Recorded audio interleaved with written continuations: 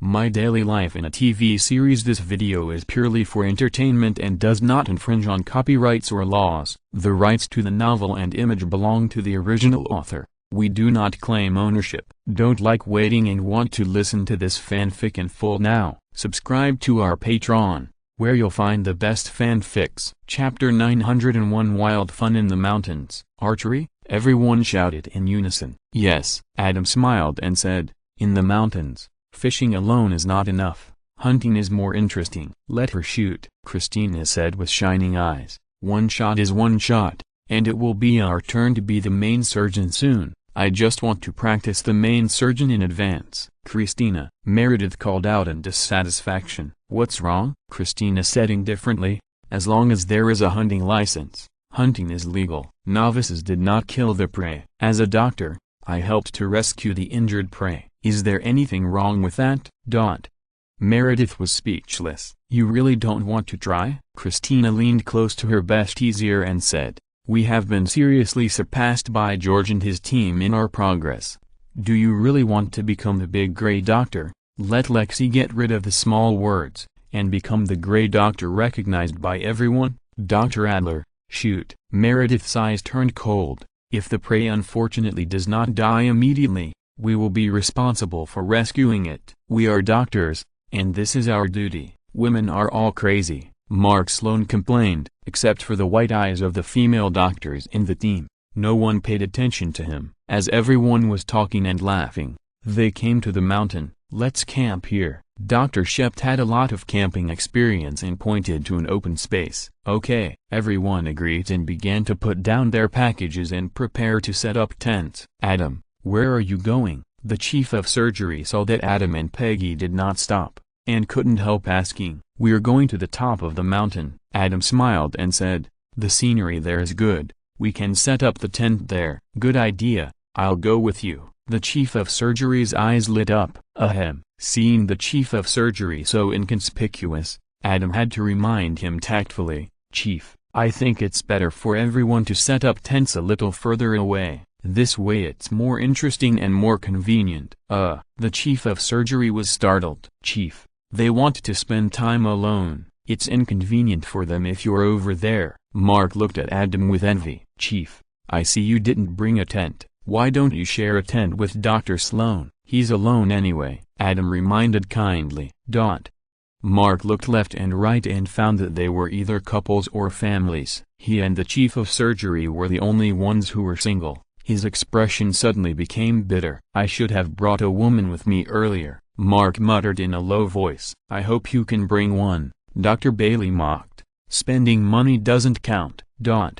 Mark was speechless when he was criticized every day. A playboy like him really couldn't find a close friend. There was one before. The wife of his best friend was so fascinated by him that she betrayed her Prince Charming and really wanted to be a loving couple with him. But unfortunately, it was only 3 or 5 nights of love. After the novelty wore off, without the stimulation of his best friend's soulmate, he soon got bored. He looked for something new again. When the other party realized the reality and left him, he went back to find Prince Charming. After reconnecting with his best friend, he felt his true love for her again. When he arrived at the medical center, there was the scandal of cheating on his best friend's wife, the scandal of the anti-Mark Sloan Nurses Union, and the scandal of being shaken off by the devil Sadie. If it weren't for the big Bastion, editor, Dow, drama, to forcibly whitewash him, he would not be able to find a sincere person in the medical center. Not to mention Mark's embarrassment and helplessness. At Adam's reminder,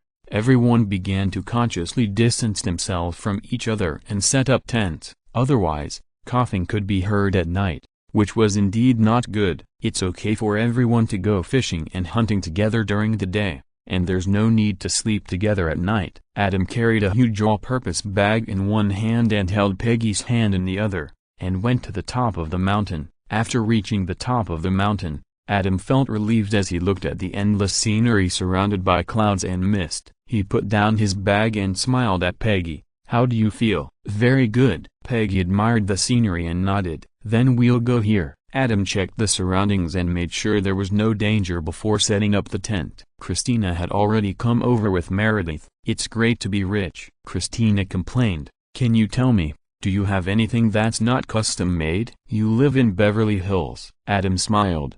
"You were much richer than us when you were a child." "That's my stepfather's money, not mine." Christina shrugged. "And he can't be compared with you now. You're amazing to be able to make people around you become 2 millionaires with just a flick of your hand." "Opportunities are mysterious." Adam smiled. "Who would have thought that Mr. Aubrey would really win the lottery?" "Next time you have such an opportunity, please remember me," Christina complained. "I also want to be financially free and fascinated by medicine. No matter how much money you have, it's not enough for you to waste." Adam teased.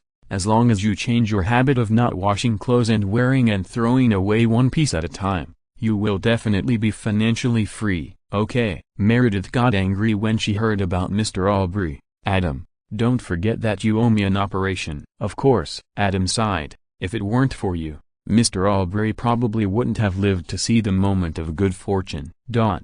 Meredith was so angry. "Don't waste time, let's go hunting." Christina patted the small bag on her waist. "I have prepared the scalpel and other things." That's right, she didn't bring any clothes, but she brought a simple medical bag. "Why don't you go fishing with Dr. Burke and the others first?" Adam reminded. "Fishing is boring." Christina shook her head and said, "It's more meaningful to save small animals. The small animals are so lucky to meet such a caring doctor like you." Adam joked. That's right. Christian was not ashamed, but proud. At her urging, after Adam set up the tent, he took out the bow and arrow and let Peggy take it. Then he carried the big bag and led them down the mountain, saying hello to everyone first. Bailey stopped and comforted the crying little George who wanted to go with him, and walked into the forest. With Adam's steadiness, it was naturally impossible to leave the big bag on the top of the mountain. In the world of American TV series, even in the bustling urban areas, firearms must be fully prepared. Not to mention that we have come to the mountains far away from human habitation. Of course there is a gun in the bag. For him who is strong and has amazing endurance, carrying it all the time is not much different from being empty-handed. Naturally, he has to carry it with him. "Hold it like this." When they came to the open space, Adam put down the bag, demonstrated how to shoot arrows, and then walked behind Peggy and began to teach her step by step. Christina, Meredith. Chapter 902. The elves descended into the forests between the mountains. With Adam's step-by-step instruction, Peggy drew her bow and shot an arrow at the big tree in the distance. "Remember this feeling, you can try it." Adam taught Peggy a few more times, then let her go and let her try it herself. Peggy focused slightly, then drew her bow and shot an arrow. The arrow shot out like a hail of clouds. "No way." Christina, who was being fed dog food on the side, was just about to see a joke. Because Peggy's skin was as white as jade, delicate and weak, and her girlish feeling was too strong, it was difficult to associate her with archery. For example, Christina would never touch a bow and arrow even if she was beaten to death, because drawing a bow can easily hurt her hands, and her hands are much more important than her face. That is her life. Therefore, she subconsciously thought that Adam and Peggy were showing off, and they would definitely be slapped in the face in the end. It would be best if Peggy could hurt her hand or twist her waist, and then let her help with diagnosis and treatment. But the reality was that the delicate girl Peggy easily pulled the bowstring, and the arrow shot out like a hail of clouds, shooting at the big tree, very close to the arrows Adam had just shot. This is not a novice at all. Boring. Christina's eyes turned, and she thought she had guessed the reason. She couldn't help but complain. "You are really enough. You all know how to shoot arrows, but why are you still practicing here? Just find an animal to shoot." Peggy had never practiced before. Adam laughed. "She is just talented." "I don't believe it." Christina pouted. "Archery is not that simple." "Meredith, what do you think?" Meredith smiled but didn't say anything. That also meant that she didn't believe it. "As long as you have enough strength, enough mental arithmetic ability, and someone to teach you the skills, it is really simple." Adam said sincerely. "I admit that mental arithmetic ability." Christina laughed dumbly. After all, Dr. Adler can even come up with the Duncan Adler formula and Duncan Adler technique. It's too simple to quickly master the movement trajectory of the arrow, but strength? Haha. Adam couldn't help laughing, but he didn't continue to explain, but instructed Peggy to start practicing again. Christina saw that Peggy's face was tender, so she thought Peggy must be a weak and powerless girl. But little did they know that under Adam's guidance, Peggy had practiced Yaijinjing, Zisuijing, and Shinzujing, and she practiced every day. Her strength, endurance, and even speed were no longer what they used to be. She looked delicate, but she could easily beat 10 mothers like Christina who held a scalpel. Adam had just figured out why Peggy had suddenly become interested in Adam's operations and hunting in the woods. This was clearly a sequelae of her excessive energy. System panel, wisdom, strength, endurance, speed, and lifespan. These 5 major items. Adam wanted to improve at the beginning, and it was such a humble and painstaking effort. And now, as the most intelligent and beautiful girl who is closest to Adam, Peggy is almost equivalent to having a system in disguise. Strength, endurance, speed. Needless to say, let's talk about lifespan and wisdom. Being able to reverse the traces of time on the face is a clear proof of increased lifespan. She has always been young, exuding youthful vitality at the cellular level, and inspiration bursts from time to time. Isn't it normal? Scientists' golden time for scientific research and innovation is when they are young. Imagine if Einstein and Newton could have maintained their youthful vitality. They would have become Professor X and Magneto. One thought creates the world. One thought moves the earth. Peggy is not so exaggerated, but the blessing of inspiration is a disguised way to enhance wisdom. With all 5 systems, Adam is equivalent to Peggy's system, but it is a weakened charging version. If you want to become stronger or maintain your current state, you have to pay for it. Snap, snap, snap. Peggy draws her bow and arrows, becoming more and more skilled and accurate. The mathematical calculations involved in archery are too simple for a super genius mathematician like her. After a few arrows, Peggy shot an arrow that Adam shot into the tree. Christina and Meredith next to them were stunned. Let's go hunting. Adam smiled with satisfaction and led everyone to chase the prey. This time, it was Christina and Meredith's turn to be happy, because the prey shot by Peggy did not kill them immediately, which was just right for them to get familiar with the main operation. Leaving 2 prey behind, let Christina and the others practice. Adam took Peggy and started hunting in circles. First, to help them clear the possible dangers around. Second, some of the charming archery postures. Adam couldn't teach them in front of outsiders. It was almost dark when Adam and his 4 friends returned. Because there were children in the team, the prey was not brought back. There was a bonfire party in the evening. Adam was cheered by everyone to sing a few songs, and talked about gossip and interesting things in life. Of course, work. In an unfamiliar environment, it is indeed possible to greatly bring everyone closer. It was very late before everyone went to bed. Everyone was in a high mood. After returning, they sighed that Adam had foresight and set up tents far apart. Of course, the chief surgeon and Mark Sloan were the exceptions. The night in the forest was particularly cold. This was the first time for the chief surgeon to camp, and he didn't bring a tent or warm clothes. Think about Sheldon, Leonard and the other 4 going to the Arctic on that night without heating. No one except Sheldon wanted to mention the fact that they huddled together for warmth. You can see what compromises people will make in order to survive in the cold.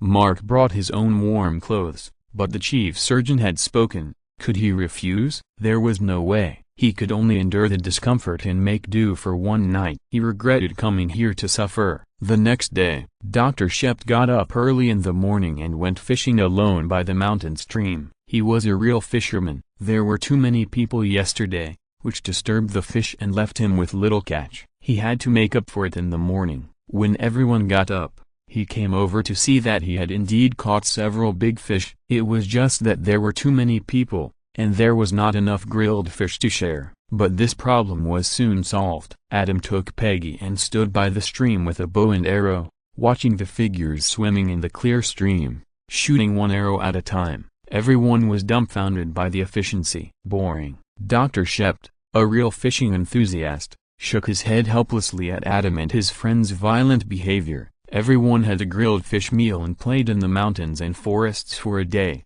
and then returned home in the afterglow of the sunset. Adam pretended to go down the mountain with everyone, drove away from them halfway, and then reunited with Lisa, who had received a call and was waiting in the town at the foot of the mountain. They rested in the hotel in the town for a night. The next day, Adam took Peggy back up the mountain and set up a tent on the original mountaintop. Adam helped Peggy change into an elf archer outfit, golden and flowing elf long hair, cute elf pointed ears. There are exquisite accessories on the forehead, wrists, ankles, and battle clothes, holding a white elf longbow, pure and elegant, with unparalleled fairy spirit. In this misty forest, it seemed as if an elf had really descended, holding a longbow and aiming at the orc enemy. If you're listening to this novel on a channel other than Fanfic World, it means they downloaded and uploaded it without effort. We cordially invite you to visit our channel, Mundo Fanfic Novelist. There you'll find the original version of this story and you can explore many other novels of various genres. We are waiting for you to immerse yourself in a world of incredible novels. Chapter 903 Elves and Orcs.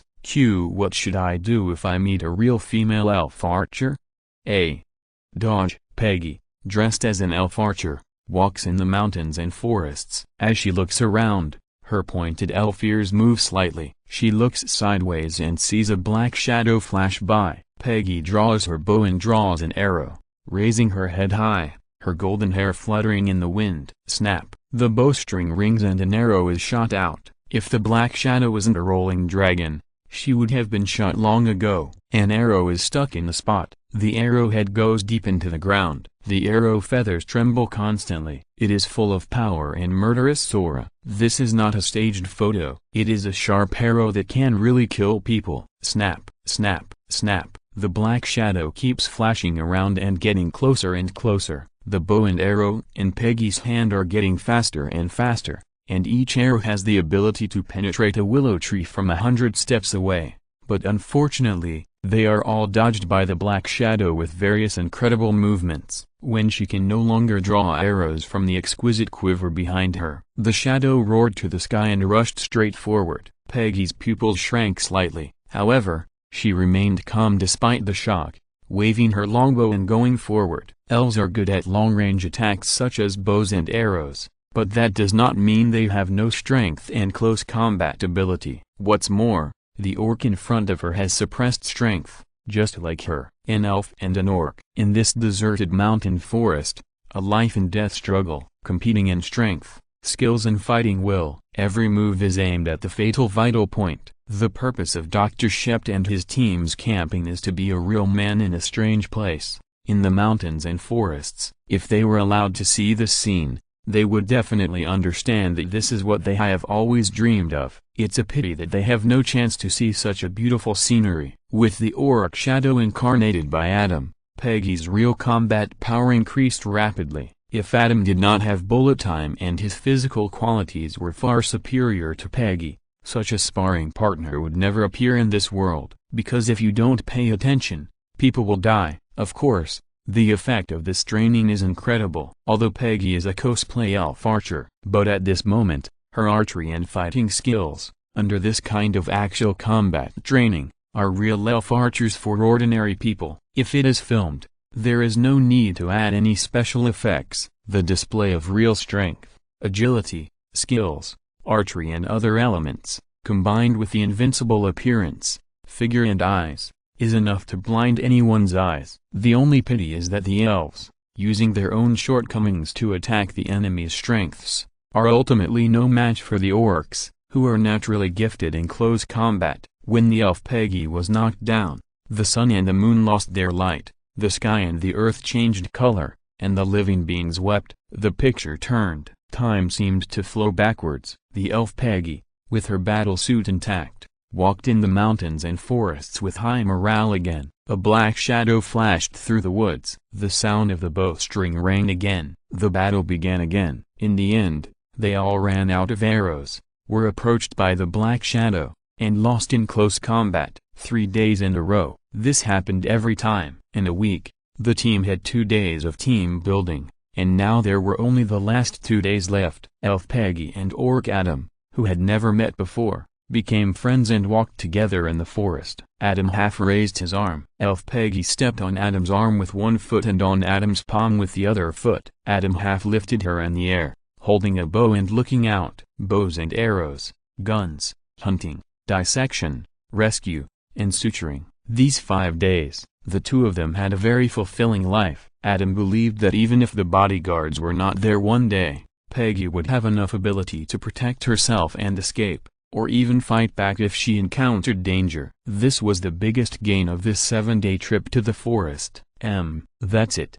When Adam brought Peggy back to New Jersey, Lisa helped to clean up. "Boss, you are really good." Lisa looked at the destroyed elf battlesuits and said speechlessly, "All kinds of colors, 10 sets of each for backup." Adam had long been accustomed to Lisa's gaze and smiled and ordered, "Boss, the wardrobe department upstairs is full." Lisa reminded, "One spare set is enough. If you really need it in the future, you can do it again, then just buy another apartment and convert it into a wardrobe." Adam waved his hand and said, "We need to prepare all the spare ones. These are the most suitable clothes for Peggy." Lisa was speechless. "What is the most suitable clothes for Peggy?" "It is obviously the most suitable clothes for you to tear." Lisa secretly complained that the boss likes cosplay so much, and the rich man has 10 times the spare of everything. The apartment was converted into a wardrobe, and it might end up becoming a wardrobe apartment building. Adam left New Jersey happily. A week passed. With extra money, the special personnel worked overtime to solve the safety hazards of the hospital and resumed normal operations. "Melendez, notify our lucky ones." Adam walked into the medical center excitedly and instructed the 4 children waiting there. "Gray, you are in charge of the outpatient clinic today. Carter, you go to the ward rounds. O'Malley, follow me to the emergency room." Adam assigned them one by one. The 4 children agreed. "O'Malley, you are in a good mood." After the little guy, Lexi, and Carter left, Adam took George to the emergency room. Seeing George's cheerful posture that was almost jumping up and down, he smiled casually. "Yeah." George nodded vigorously to show that he was really happy. "Adam, do you know that the car robbers in California have been arrested, and car robbers all over the United States have been shocked? The crime rate has dropped drastically recently, and truck drivers can finally breathe a sigh of relief. My Father in heaven will be very relieved to see it." "Really?" Adam was surprised. This week, he was busy studying and playing with Peggy, and he was in the mountains and forests, so he really didn't pay attention to the news in this regard. At noon, he took the time to read the relevant news. The 2 big bald heads almost blinded Adam's eyes. One was shorter, with a rebellious face, and his hands were heavily handcuffed, like a serious criminal. There were 3 other serious criminals standing next to him. A plump woman with an equally rebellious face, a big man with tattoos all over his body, a short man with a drooping face. Another bald man in a police uniform was tall and mighty, with extremely developed muscles. He glanced at the bald man with a dark face next to him, his eyes full of pride, and his smile was very sunny and righteous. Interesting. He actually appeared early. Adam looked at this familiar big face and felt inexplicably funny. In the evening, the 2 lucky people of the monthly clinical research flew over. After Adam arranged for them to be hospitalized and have a comprehensive examination, he dialed a number. The undercover racing god he had trained did not appear on the news. Adam was still very interested in learning about the obviously different speed and passion, so he just left Peggy. Then he walked into another Peggy, listening to different voices and telling different stories. Chapter 904 Fast and Furious Car Legend. Late at night. "This is confidential." Facing Adam's question, Jesse Page immediately put on an agent's face. TSK. Adam immediately mocked. "When you begged me with all kinds of tricks, there was no confidentiality. Now you keep saying confidentiality? Agent Page, you have 2 faces that look really good." Jesse was speechless and finally couldn't hold it anymore. After all, what Adam said was the truth. It was indeed her who came to ask Adam for help with all kinds of tricks. Now it has been achieved in one fell swoop, and Adam has made a contribution. And Adam is really too convincing. "Okay, I can tell you, but you must keep it a secret." Jessie couldn't resist and could only bow her head. "Don't worry," Adam smiled and said, This matter came out of your mouth and reached my ears. No one else here has any ears. Besides, do you think I'm a talkative person? I'm not sure, Jesse complained. You can obviously be a gossipy person, otherwise you wouldn't ask such confidential matters. You force me to gossip, Adam retorted. If you hadn't come to me first, would I gossip about this? What do you want to know? Jesse said helplessly. All of them, Adam said with a gossipy look on his face. Brian learned driving skills from me and went undercover in California. Now he has cracked the most sensational California car robber series of cases and arrested the California car robber gang, and that big bald policeman.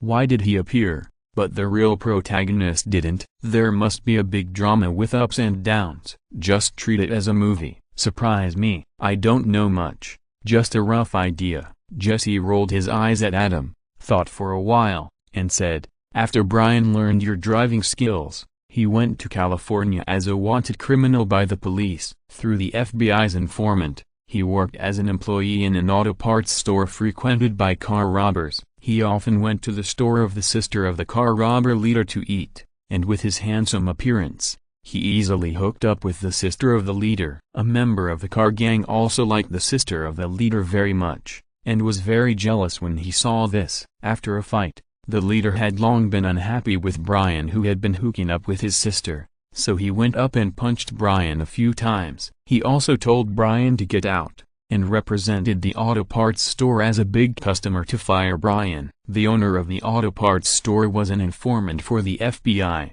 so he naturally withstood the pressure and saved Brian. Brian took the initiative and arranged a plan to capture the leader. He drove to the drag racing scene at night, used the driving skills he learned from you, drove a reckless modified car, and beat the drag racing leader. At this time, LAPD was dispatched. The big bald policeman you mentioned is the star detective Hobbs of the LAPD. He uses super strength. Jesse said this, thinking of Adam's abnormal strength, and suddenly felt that the big bald head's super muscles were not so exaggerated, so he changed his words. Well, anyway, he was very powerful. He personally captured the escaped motorcycle leader. After a car chase, the two of them got out of the car and fought each other. Unexpectedly, the motorcycle leader was also very powerful. The two were almost evenly matched. When they were exhausted from fighting each other, Brian showed up and took the motorcycle leader away. In this way, he won their trust.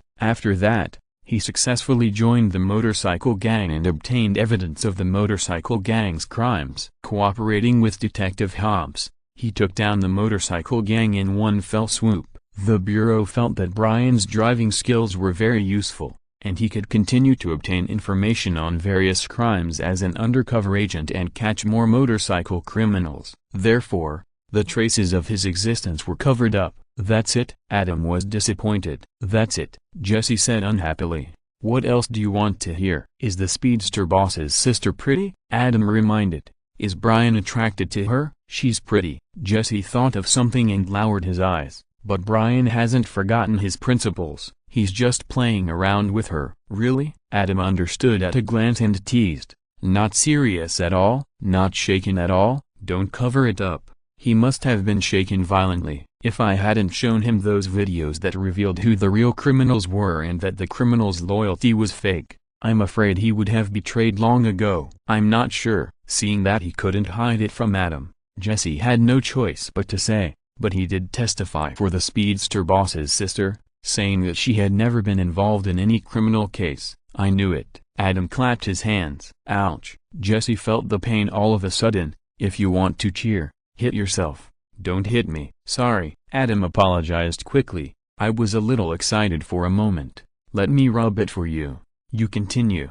How are Brian and the speedster boss's sister doing now? What else can it be? Jesse slapped Adam's hand away and frowned. Of course they broke up. This is not a romance novel or a soap opera. The heroine will unconditionally forgive the hero's various behaviors. This is her big brother who depends on her for life, and a group of friends. Now that they have been arrested, if nothing unexpected happens, they will all be in jail for life. No matter how much she likes Brian, she can't be with him. That's true. Adam nodded. Then the speedster boss must hate Brian to death. First he betrayed him, then he slept with his sister, and then abandoned her. The hatred is huge. He deserves it. Hearing this, Jesse sneered. He has done such a thing himself. Then the hatred will be even more explosive. Adam smiled. It is said that the person you hate the most has your own shadow. If this bald guy comes out and finds Brian will be in trouble, because he can't beat the bald guy. He can't come out, Jesse said, and even if he comes out, there is still Agent Hobbs. Many of these car racing cases are interstate or even cross-national cases. I heard that Agent Hobbs has been promoted to the Security Bureau's action team. It is estimated that he will often work with Brian to solve cases in the future. Interesting. One bald guy is missing, and another bald guy has come to make up for it. Adam laughed dumbly. The combination of Brian and Hobbs, handsome guys and bald guys, will not destroy the highlights of speed and passion at all. And they are both on the side of justice. If they form a lumberjack to fight crime, this is a lumberjack with a normal outlook, and it will not teach the next generation bad things. Thinking of this, Adam couldn't help but continue to imagine, maybe in the future Brian will make a name for himself as a car god in the underworld. Then he had a son, and he passed on these car god skills and various anti-reconnaissance techniques to his son since he was a child. Brian's son didn't know that his father was a hook. He was gifted since childhood, and he had such a strong father who taught him special skills. He accidentally surpassed all the heroes and easily made a name for himself in the underworld. His colleagues in the underworld called him the Car Saint. Then the Car Saint was kind-hearted and timid, so he retired at a young age. From then on, he lived a simple and happy life with a few friends, drinking and chatting in the bar. In the end, he happened to meet the daughter of his father's partner, the bald giant detective Hobbs, and was passively involved in a series of Fast and Furious. According to this development, let alone Fast and Furious 10, even Fast and Furious 100 will be worth watching. Adam is looking forward to it. P.S. Thanks to KGT 2008 and Linkshi for the reward. I have something to do today, so I can only update 2 times. Please forgive me. Chapter 905, A Fateful Couple, An Ominous Premonition. After getting the necessary information from Agent Jesse Page, Adam let his imagination run wild and completely put these irrelevant things behind him. The next day, Adam focused his attention on the 4th and 5th surgeries of clinical research. These 2 lucky people, one was excluded by Mr. Aubrey's bad luck, and the other was blessed by Mr. Aubrey's luck. Adam felt very good. These 2 patients will not only be successful, but will also bring new and gratifying progress to his clinical research. Early in the morning, Adam took the 4 children to make rounds. "Hello, Dr. Gray, is that him?" The girl lying on the bed looked at Adam and winked at Lexi. Last night, Adam arranged for the little guy and Lexi to be in charge of a patient respectively.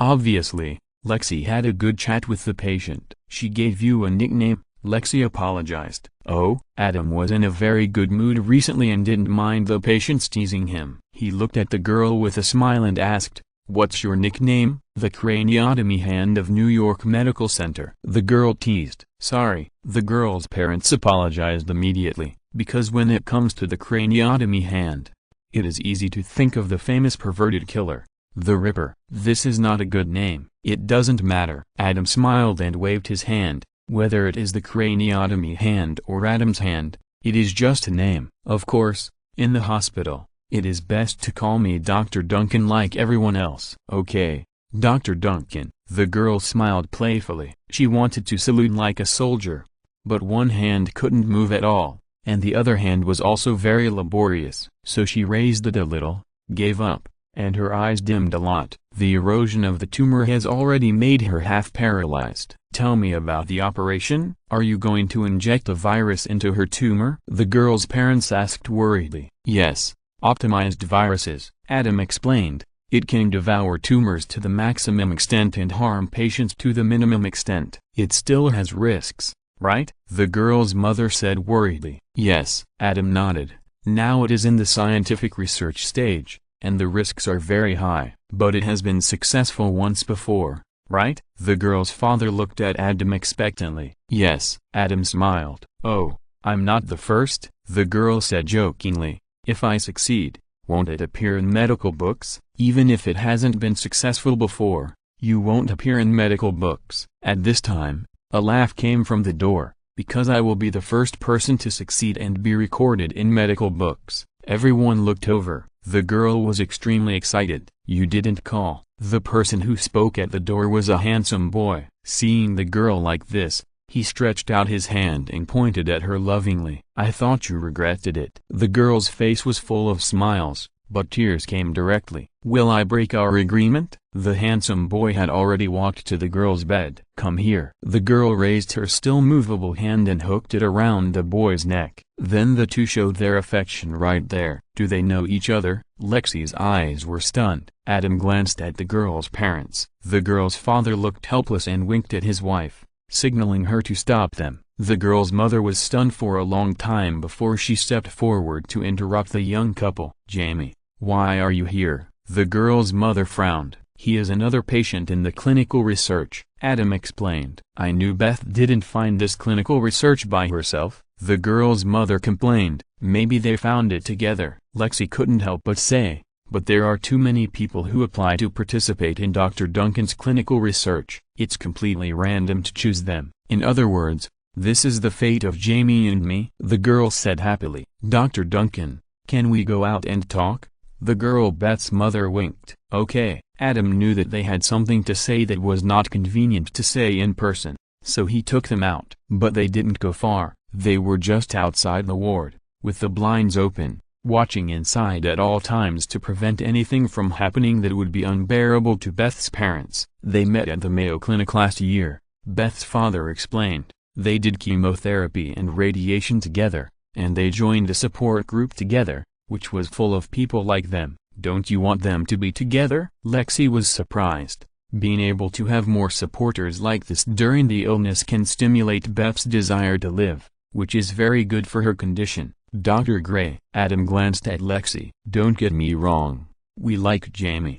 He's a good kid, Beth's father explained. I feel sorry for him not having family around, but we're also worried about Beth. She feels like she's in love with him, but we don't want her to get too close to anyone. Especially when this person is. He might die. Adam nodded. You're afraid Beth will get too involved, and if Jamie gets unlucky, even if Beth's surgery is successful, she won't want to live. Right. Beth's parents nodded. Dr. Duncan, you can understand, right? Yeah, Adam suggested. Let's not talk about this for now, let's talk about other things after the surgery today. In the ward, the young couple who received the warning were honestly talking to each other. When Adam and the others came back, they had said almost all the mushy words, and started reminiscing about the past. I forgot to tell you, do you know who called me? Beth said, Carol from the support team. Have you contacted her recently? No. Jamie hesitated.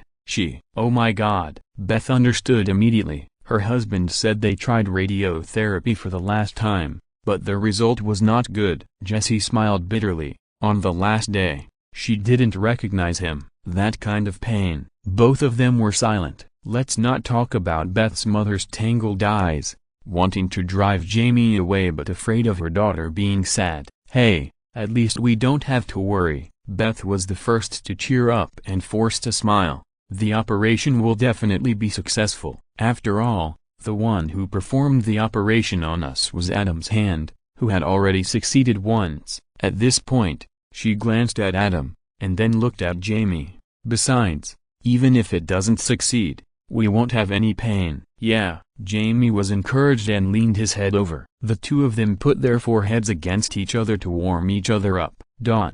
Adam had a sense of foreboding. Then, Beth's mother insisted on changing the ward and staying away from Jamie. But Beth firmly disagreed, and even wanted to drive her mother away in front of everyone. According to her original words, she could kiss Jamie properly that way. Then Jamie fell to the ground and convulsed. Adam hurried to rescue him. When Jamie was successfully resuscitated, a little man was arranged to take care of him and the preoperative examination was repeated. Dr. Gray, what did you say? After leaving the ward, Adam heard Lexi's suggestion whispered to him, and his face turned completely black. Chapter 906. Adam, have you ever seen a horror movie? Medical center. Adam looked at Lexi with a dark face. Lexi had seen Adam serious before, but never like this. She was suddenly a little worried and couldn't speak for a moment. Very good, Adam said with a dark face. It seems that you also know that your suggestion is too outrageous. I will pretend that you never said it. Take good care of Beth.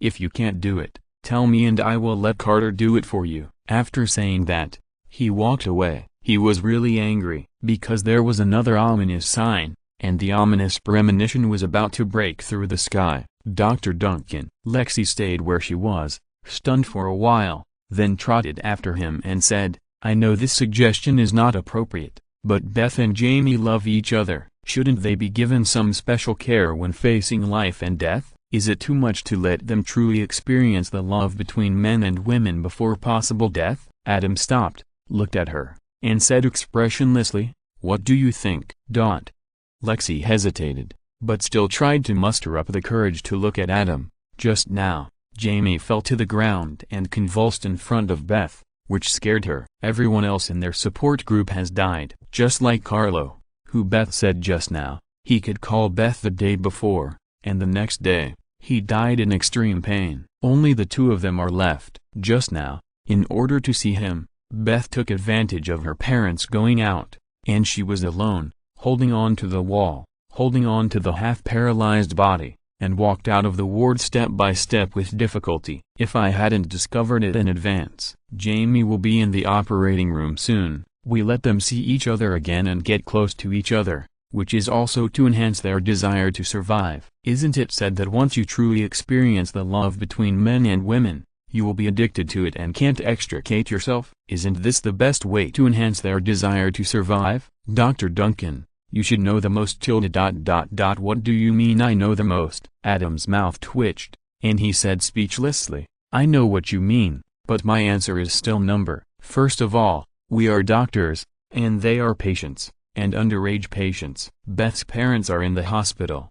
You propose to satisfy their desire to experience the first love between men and women. So what do you want us to do? Lie to Beth's parents and then stand guard for this young couple? We are doctors, not matchmakers, and this is also a deep offense to Beth's parents. Once discovered, there is a high probability that they will be sued. Moreover, you use the excuse of satisfying their first experience that they have never had before, hoping to let them taste the marrow and increase their desire to survive. This may be a reason, but what is more likely to happen is that they have experienced it in advance, and then they have no regrets at all. The desire to survive is likely to be reduced. Once you encounter pain, you only want to escape and no longer struggle to survive. This is fatal for dangerous operations that require a strong will to survive. Finally, Dr. Gray, don't you watch horror movies? Horror movies. Lexi was stunned by what Adam said. What does this have to do with horror movies? Although this kind of clinical research project succeeded once by chance, it still depends on luck. I finally selected 2 lucky people with the help of Mr. Aubrey. I just hope to use the mysterious luck to further promote the success and breakthrough of clinical research. Adam looked at Lexi with regret. There is a great horror between life and death. The 2 operations are 2 horror movies for Beth and Jamie. Look at those horror movies.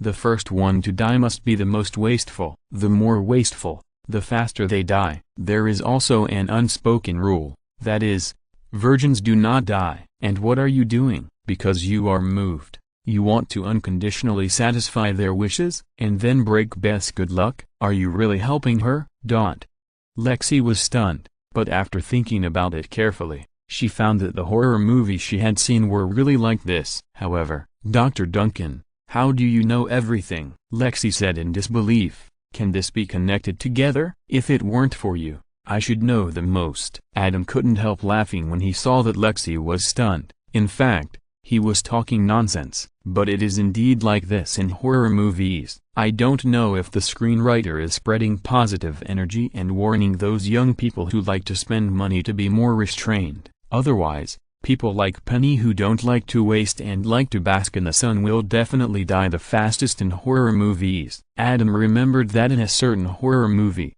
The law of immortality of virgins was clearly stated, and this is the comprehensive world of American TV series and movies. Therefore, the unspoken rules in horror movies should also apply. It is conceivable that when Lexi proposed to help this pair of lovebirds realize their first experience, how strong was the ominous premonition in Adam's heart? "Gray, can I still trust you?" Adam said seriously. "Do you need me to change someone?" Once Lexi really did such a thing secretly, the good luck that was originally borrowed would probably be completely offset, and Adam would really be ridden by a flying dragon. If he was not worried that the temporary replacement would have a bad impact on Beth, who was about to undergo surgery, Adam would definitely replace Carter directly. Standing guard and acting as a matchmaker? Don't be kidding. They are still children. No need. Lexi said quickly. "Dr. Duncan, I am just giving suggestions, and I have no intention of making decisions behind your back. Of course you can trust me. I will never betray your trust." Adam looked at her for a while, then nodded. "I hope so. Go, take good care of Beth, and don't let her sneak out again." "Yes," Lexi agreed and went quickly. While Beth was looking forward to it, the first operation was over. "It's good news, right?" Beth held her breath as she watched Lexi running in with a smile on her face. "Yes." Lexi smiled and said, "The operation was successful. As long as she gets through tonight safely, it can basically be declared a success." "Beth, did you hear that?" Beth's parents cried excitedly. "You can definitely beat the disease. You have to be strong and stick to it. Understand?" "I will." Beth nodded vigorously. With the blessing of Mr. Aubrey's luck and Adam's forcible cutting off of the devil's claws of temptation, Beth's operation was finally safe. "Tonight is the top priority." Adam put them directly into the intensive care unit and took care of the 4 children all night. The next day,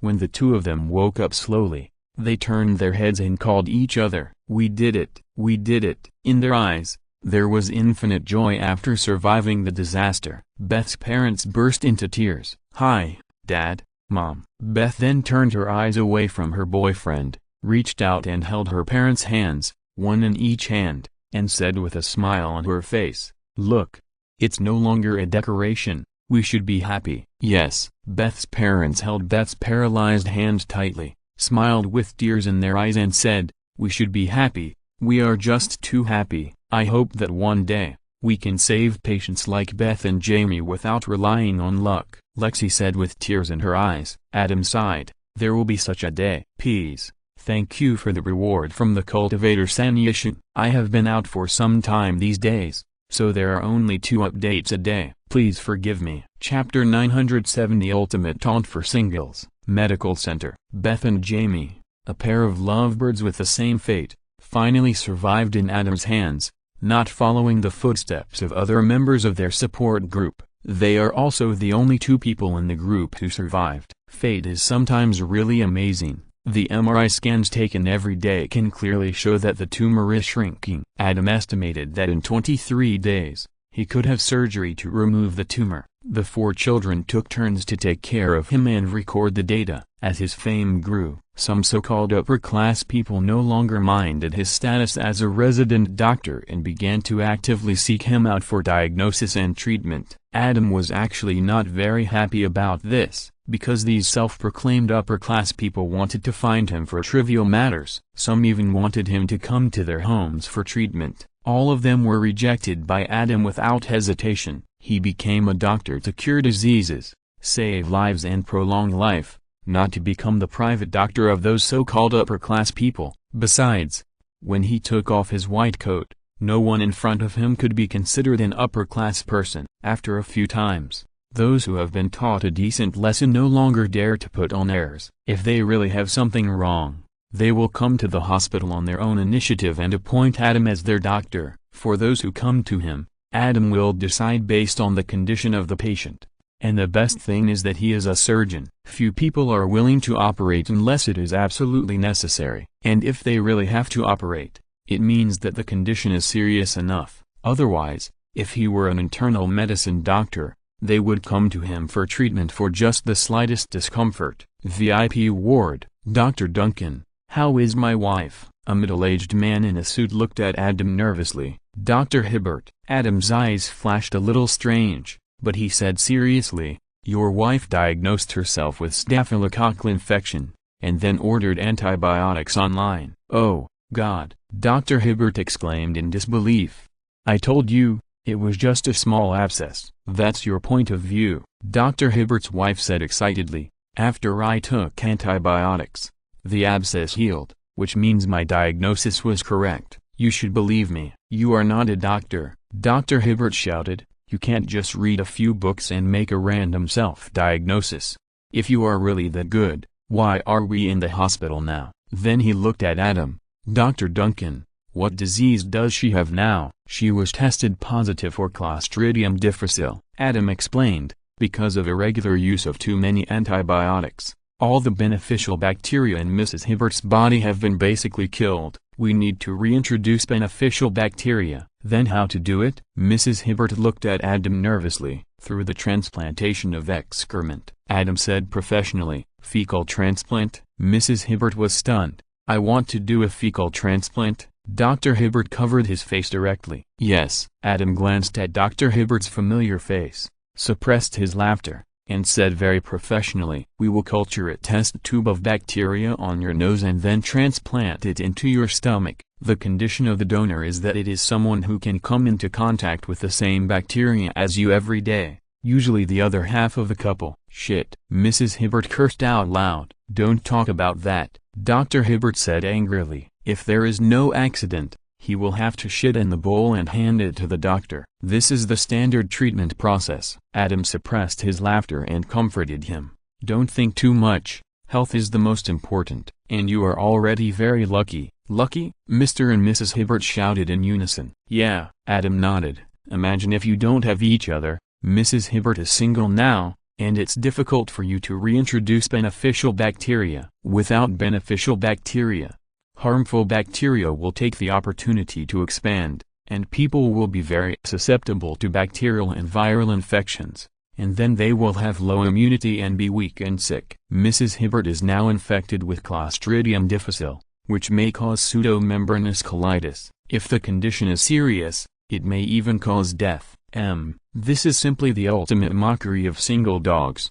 "It may cause death?" Mrs. Hibbert was terrified. Dr. Hibbert also looked worried, then gritted his teeth and looked at his wife. "Admit it. Admit that it was a small abscess. You overreacted." "Seth." Mrs. Hibbert looked begging. "No," Dr. Hibbert interrupted. "If you don't admit that it was a small pimple, and that you overreacted, I won't defecate in the bowl. I am the vice president of New York University. I will soon go to Pasadena to take charge of Caltech, which is ranked in the top 10 in the United States. If you don't admit your mistake, I will never do such a shameful thing. Never." "It's settled. Come to me when you are ready." Dr. Hibbert, the future president of Caltech, walked out of the ward angrily. "Tell him it's just a small pimple." George couldn't help but say, "No." Mrs. Hibbert pointed her finger and said excitedly, "It's definitely not a small pimple." Adam winked at George, indicating that he should persuade Mrs. Hibbert. He walked out of the ward himself and found Dr. Hibbert.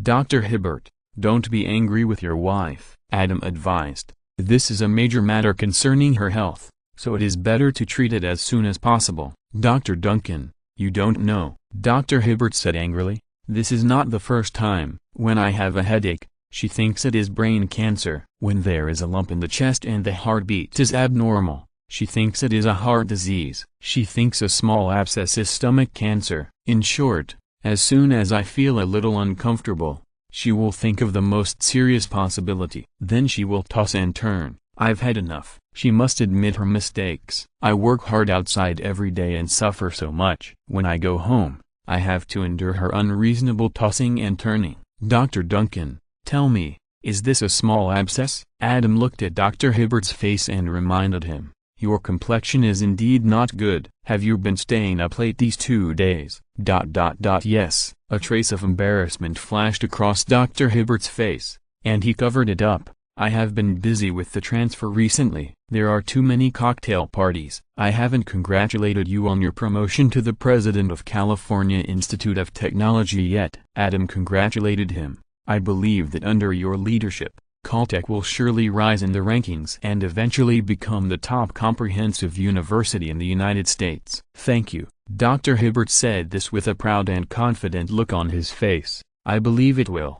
The most important thing for a president is to attract enough donations for the school, and this is what I am best at. Yeah. Adam almost couldn't help but hold back his smile and borrowed the other party's future famous saying, I believe you, I know. That's right. Dr. Hibbert in front of him is the future president of Caltech, where Sheldon is. The senior who sacrificed himself for the greater good and leaned against the wall should be Leonard's knowledgeable predecessor. Chapter 908 Sheldon, you reported my ID card. Medical Center. Adam met the future President Hibbert by chance. What a surprise. Dr. Hibbert, I have a very good friend who is now studying for his doctorate in theoretical physics at Caltech, which is also his second doctorate. Adam smiled and said, I hope you can take care of him when the time comes. Doctor of Theoretical Physics, double doctorate. Dr. Hibbert was surprised and said, another good friend of yours. Dr. Duncan. He must be young, with such a high achievement. He must be a genius. I like geniuses the most. People also like geniuses. They can always motivate others to donate, although they are not the force that drives the final decision. But the more such geniuses, the better. And Dr. Duncan, you have spoken again. I will definitely take care of him more. He is indeed a super genius. Adam reminded, but his temper is a bit strange. Some people say he has a beautiful heart. Some people say he is a troublemaker, but more people think he is just a banana, crazy, and don't bother to pay attention. As for raising funds in his name, I suggest it's best not to. Why? Dr. Hibbert frowned. His most proud asset is his ability to raise funds, and the various genius scientists in the university are a good face. He would not give up any opportunity. This was related to his professional habits. If he had not been so dedicated, he would not have completed that triple jump in his career at such a young age. Now he was about to take charge of a private research university ranked in the top 10 in the United States. This was related to his career. He had to ask clearly. Let me put it this way. Adam thought for a moment and said with a smile, let me describe to you what will happen if you invite him to the fundraising banquet. First, he will refuse, and say that it is despicable, and he refuses to be led around to perform like a champion pig at the Texas Fair. Nonsense. Dr. Hibbert's face darkened, and he retorted, in order to raise funds, the school sometimes has to lower its posture, but if it weren't for the low-profile efforts of us fundraisers, would these scientists be starving? Who is not a doctoral scientist? For the sake of the overall situation, our contribution to science is definitely no less than theirs. Adam nodded in agreement, but he complained in his heart. In Sheldon's eyes, you are really not scientists, just popular science writers who have written a few toilet books. I understand. Adam smiled. So the result will be that he is unwilling, but you still ask him to go in the form of an order. Then he will find excuses not to go, something like he is studying a certain theory, and when he reaches a critical moment, he can't go. In short, all kinds of tossing. In the end, if he goes, then the bad things have just begun. First, he has misophobia and won't shake hands with donors. Second, he is very straightforward. He will say with a look of disgust, I only want your money, I won't shake your hands full of bacteria. Don't doubt his integrity. He can confront the IRS for a few dollars in tax. Then, you will never want to invite him to any fundraising banquet you hold. So weird? Dr. Hibbert opened his mouth wide. He has been hanging around in the university and has seen all kinds of weird scientists, but Sheldon described by Adam still makes him unbearable. Well, it's just that weird. Adam sighed. So I ask you to be more tolerant of him. Did he do it on purpose? Dr. Hibbert frowned and said, since he is so talented, he must have been invited to a fundraising banquet by the university before. With such performance. How did he successfully get a doctorate? Anyway, if he meets such a person, he will definitely block him in various ways. He's so lucky. Adam sighed. He went to college at the age of 11, and because he was the youngest genius college student, he was dragged by the president to attend a fundraising banquet. Then he met an entrepreneur who loved science very much. So for his honesty, the entrepreneur admired him very much. Dr. Hibbert, How many donors do you think have given donations with many extra zeros after being ridiculed? I have never met one. Dr. Hibbert complained. I think so too. Adam smiled and said, anyway, I hope Dr. Hibbert will be more tolerant of him for my sake. Apart from this weird temper, he is really a super genius and will definitely win the Nobel Prize in the future. Haha. Dr. Hibbert smiled and said, Dr. Duncan, I know, I will pay attention to him. He has heard too much about young super geniuses, but there are very few who can really walk to the Nobel Prize podium. As for Adam's request, he was more perfunctory, because like the president of the University of Texas at Austin, he felt that it would be a waste if he didn't bring such a rare unicorn to his university to raise donations. He was confident that he could use this strange unicorn for his own benefit. Dr. Hibbert. Adam raised his eyebrows and gave a meaningful reminder. I think you'd better get a checkup to see if you have any underlying heart disease, cardiovascular disease, or peptic ulcers. Since the other party didn't seem willing to give him this face, Adam wouldn't force it. After all, with Sheldon's genius, if he was annoyed, he could go anywhere. Moreover,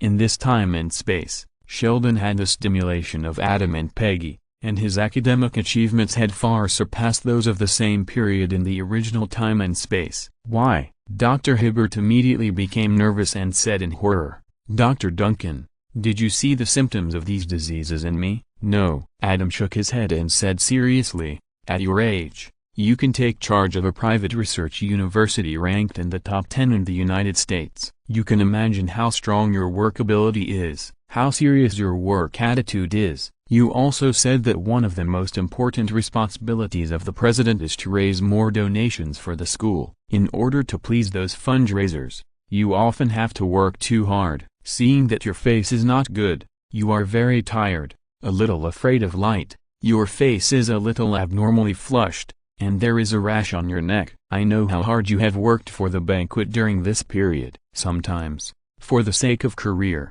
you take some energy-enhancing drugs to work overtime, which is understandable. But if these drugs are used too much, once you encounter diseases such as heart disease, cardiovascular disease, and peptic ulcers, it is easy to die suddenly. The blush on Dr. Hibbert's face became more intense, and he felt a little dizzy. He couldn't help but hold a wall beside him. He is a serious doctor after all. Adam's hint. Or simply the indication, if he still doesn't understand, then he is a fool. If he knows Sheldon at this moment, then he must be very much hoping to be like Sheldon, not understanding these. Being seen through at a glance, pointed out to his face that he took some energy-enhancing drugs, and it was excessive. Even if the other party is a doctor, it is really too shameful.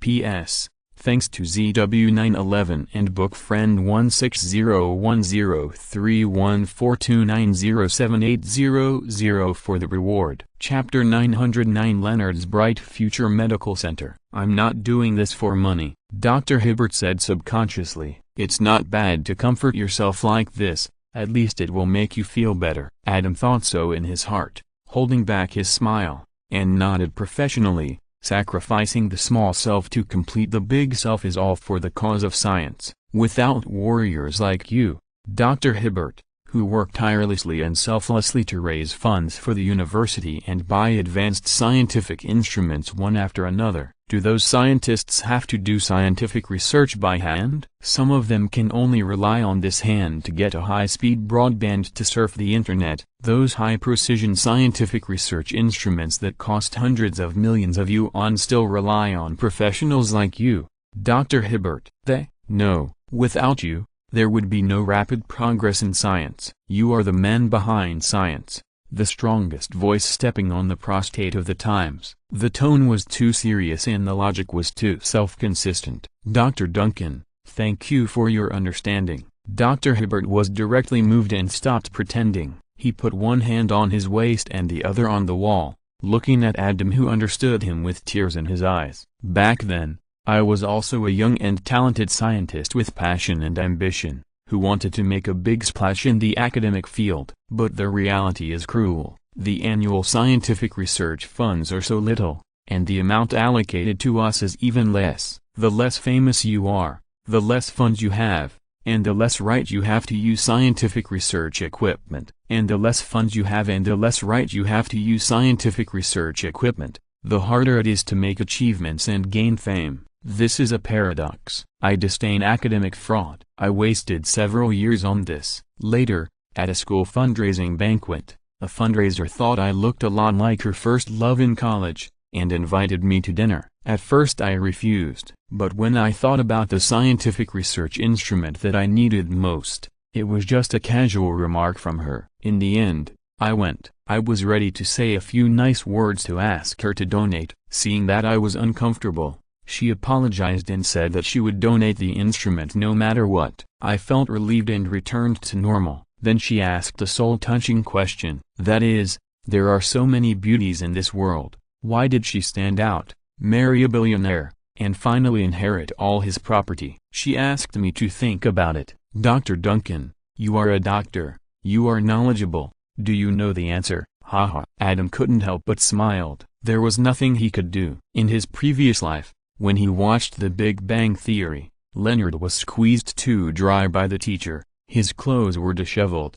and he came back leaning against the wall. The scene was too impressive. So much so that after Leonard went to school, Dr. Hibbert in front of him took the lead in applauding and praising him as a hero. Then Leonard tried to explain in every possible way, but Dr. Hibbert's meaningful words in his ear, "Believe me, I understand deeply," also left a very deep impression on Adam. At that time, Adam was wondering what President Hibbert had experienced. Now he happened to meet Dr. Hibbert, who is about to take up his post at California Institute of Technology. In the hospital, looking at his symptoms of overdose and listening to his inner monologue, he completely understood that the few words he whispered to Leonard were really from the heart. He really understood, because he is another Leonard. So too, the circle of scientists is small. According to Sheldon's words, there are a lot of teachers who are rich and hope to gain status and influence by donating money. Most of the teachers who are interested in young scientists like Leonard and Hibbert are such teachers. Either her father is rich or her husband is rich. Thanks to the inheritance law and divorce property division law in the American TV world, there are really many such teachers. As for the words, and the words are exactly the same as the teacher Leonard met,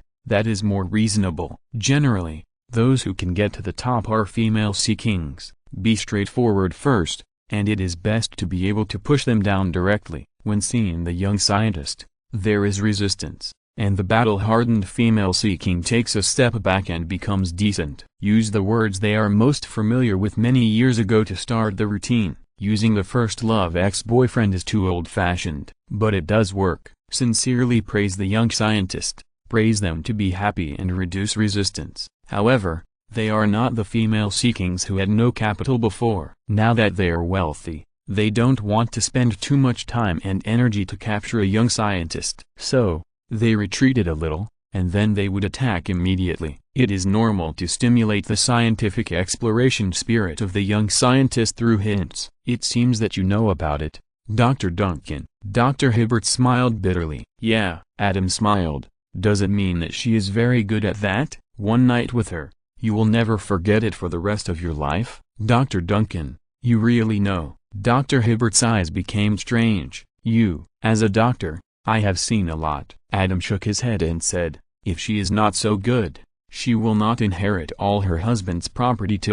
Dr. Hibbert was speechless and then shuddered. He understood. After her husband died, no other woman brought her children to share her inheritance, which shows that the teacher is really good, and she can be called the ultimate juicer. Not a drop is left for other women. This also caused her husband's early death in disguise. What happened next? Adam asked curiously. Then I got the scientific research instrument. Dr. Hibbert was awakened by Adam. The more he thought about it, the more scared he became. His red face began to turn pale. Then I thought, this can only treat the symptoms, not the root cause. Do I need some scientific research equipment to sleep my way out? I am old and handsome, so I can still do this. What about those scientists who don't have this condition but are determined to promote the progress of human science? So you gave up scientific research? Adam gave the answer, turned to administration, and use your power to raise funds for those scientists who are unable to raise funds on their own to buy the scientific research instruments they need. Silently and arduously take another torturous road to realize your original dream. This is much more exciting than Baruto. Dr. Duncan, you really understand me? Dr. Hibbert's eyes were filled with tears. I understand you. Adam nodded. This is exactly the plan that Sheldon tailored for Leonard to make the greatest contribution to scientific research. If Leonard had listened to it at the beginning, he would have been another Principal Hibbert in the future. So Sheldon and Dr. Hibbert are really destined to be together. Their ideas are consistent. Well, at least they are completely consistent in how Leonard contributes to science. Dr. Hibbert's wife has a certain personality similar to Sheldon. They are both afraid of getting sick, and when they feel a little uncomfortable, they will think in the most extreme direction. No wonder Principal Hibbert said that in his eyes, Sheldon is just a banana, crazy. When he knew Sheldon, as soon as they met, he threatened Sheldon with the most cruel words to make him submit. He didn't treat the beautiful mind with the dignity of the principal at all, because he suffered a lot from it and was tired of it. If you're listening to this novel on a channel other than Fanfic World, it means they downloaded and uploaded it without effort. We cordially invite you to visit our channel, Mundo Fanfic Novelist. There you'll find the original version of this story and you can explore many other novels of various genres. We are waiting for you to immerse yourself in a world of incredible novels. Chapter 910 Karen's little sister attacks the medical center. Dr. Duncan, I hope you can keep these things confidential. Dr. Hibbert was excited for a moment, but after he confessed, his mind turned cold and he regretted telling these secrets. It's human nature. If these things were to be spread, not only his face, but also his family and his career would be ruined. He wanted to slap himself a few times now. Of course, Adam naturally noticed the change in Dr. Hibbert's mentality and comforted him. I'm a doctor. I'll help you do a physical examination later. These privacy will be protected by the hidden danger confidentiality agreement.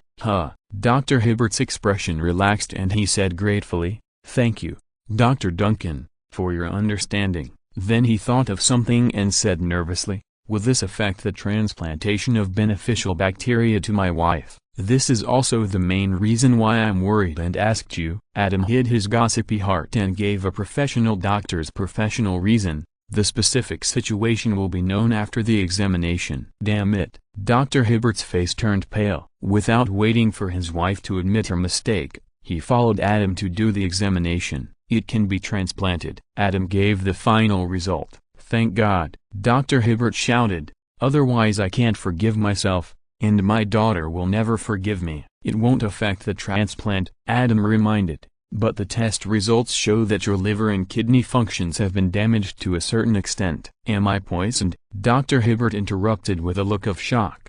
I guess so. Adam nodded.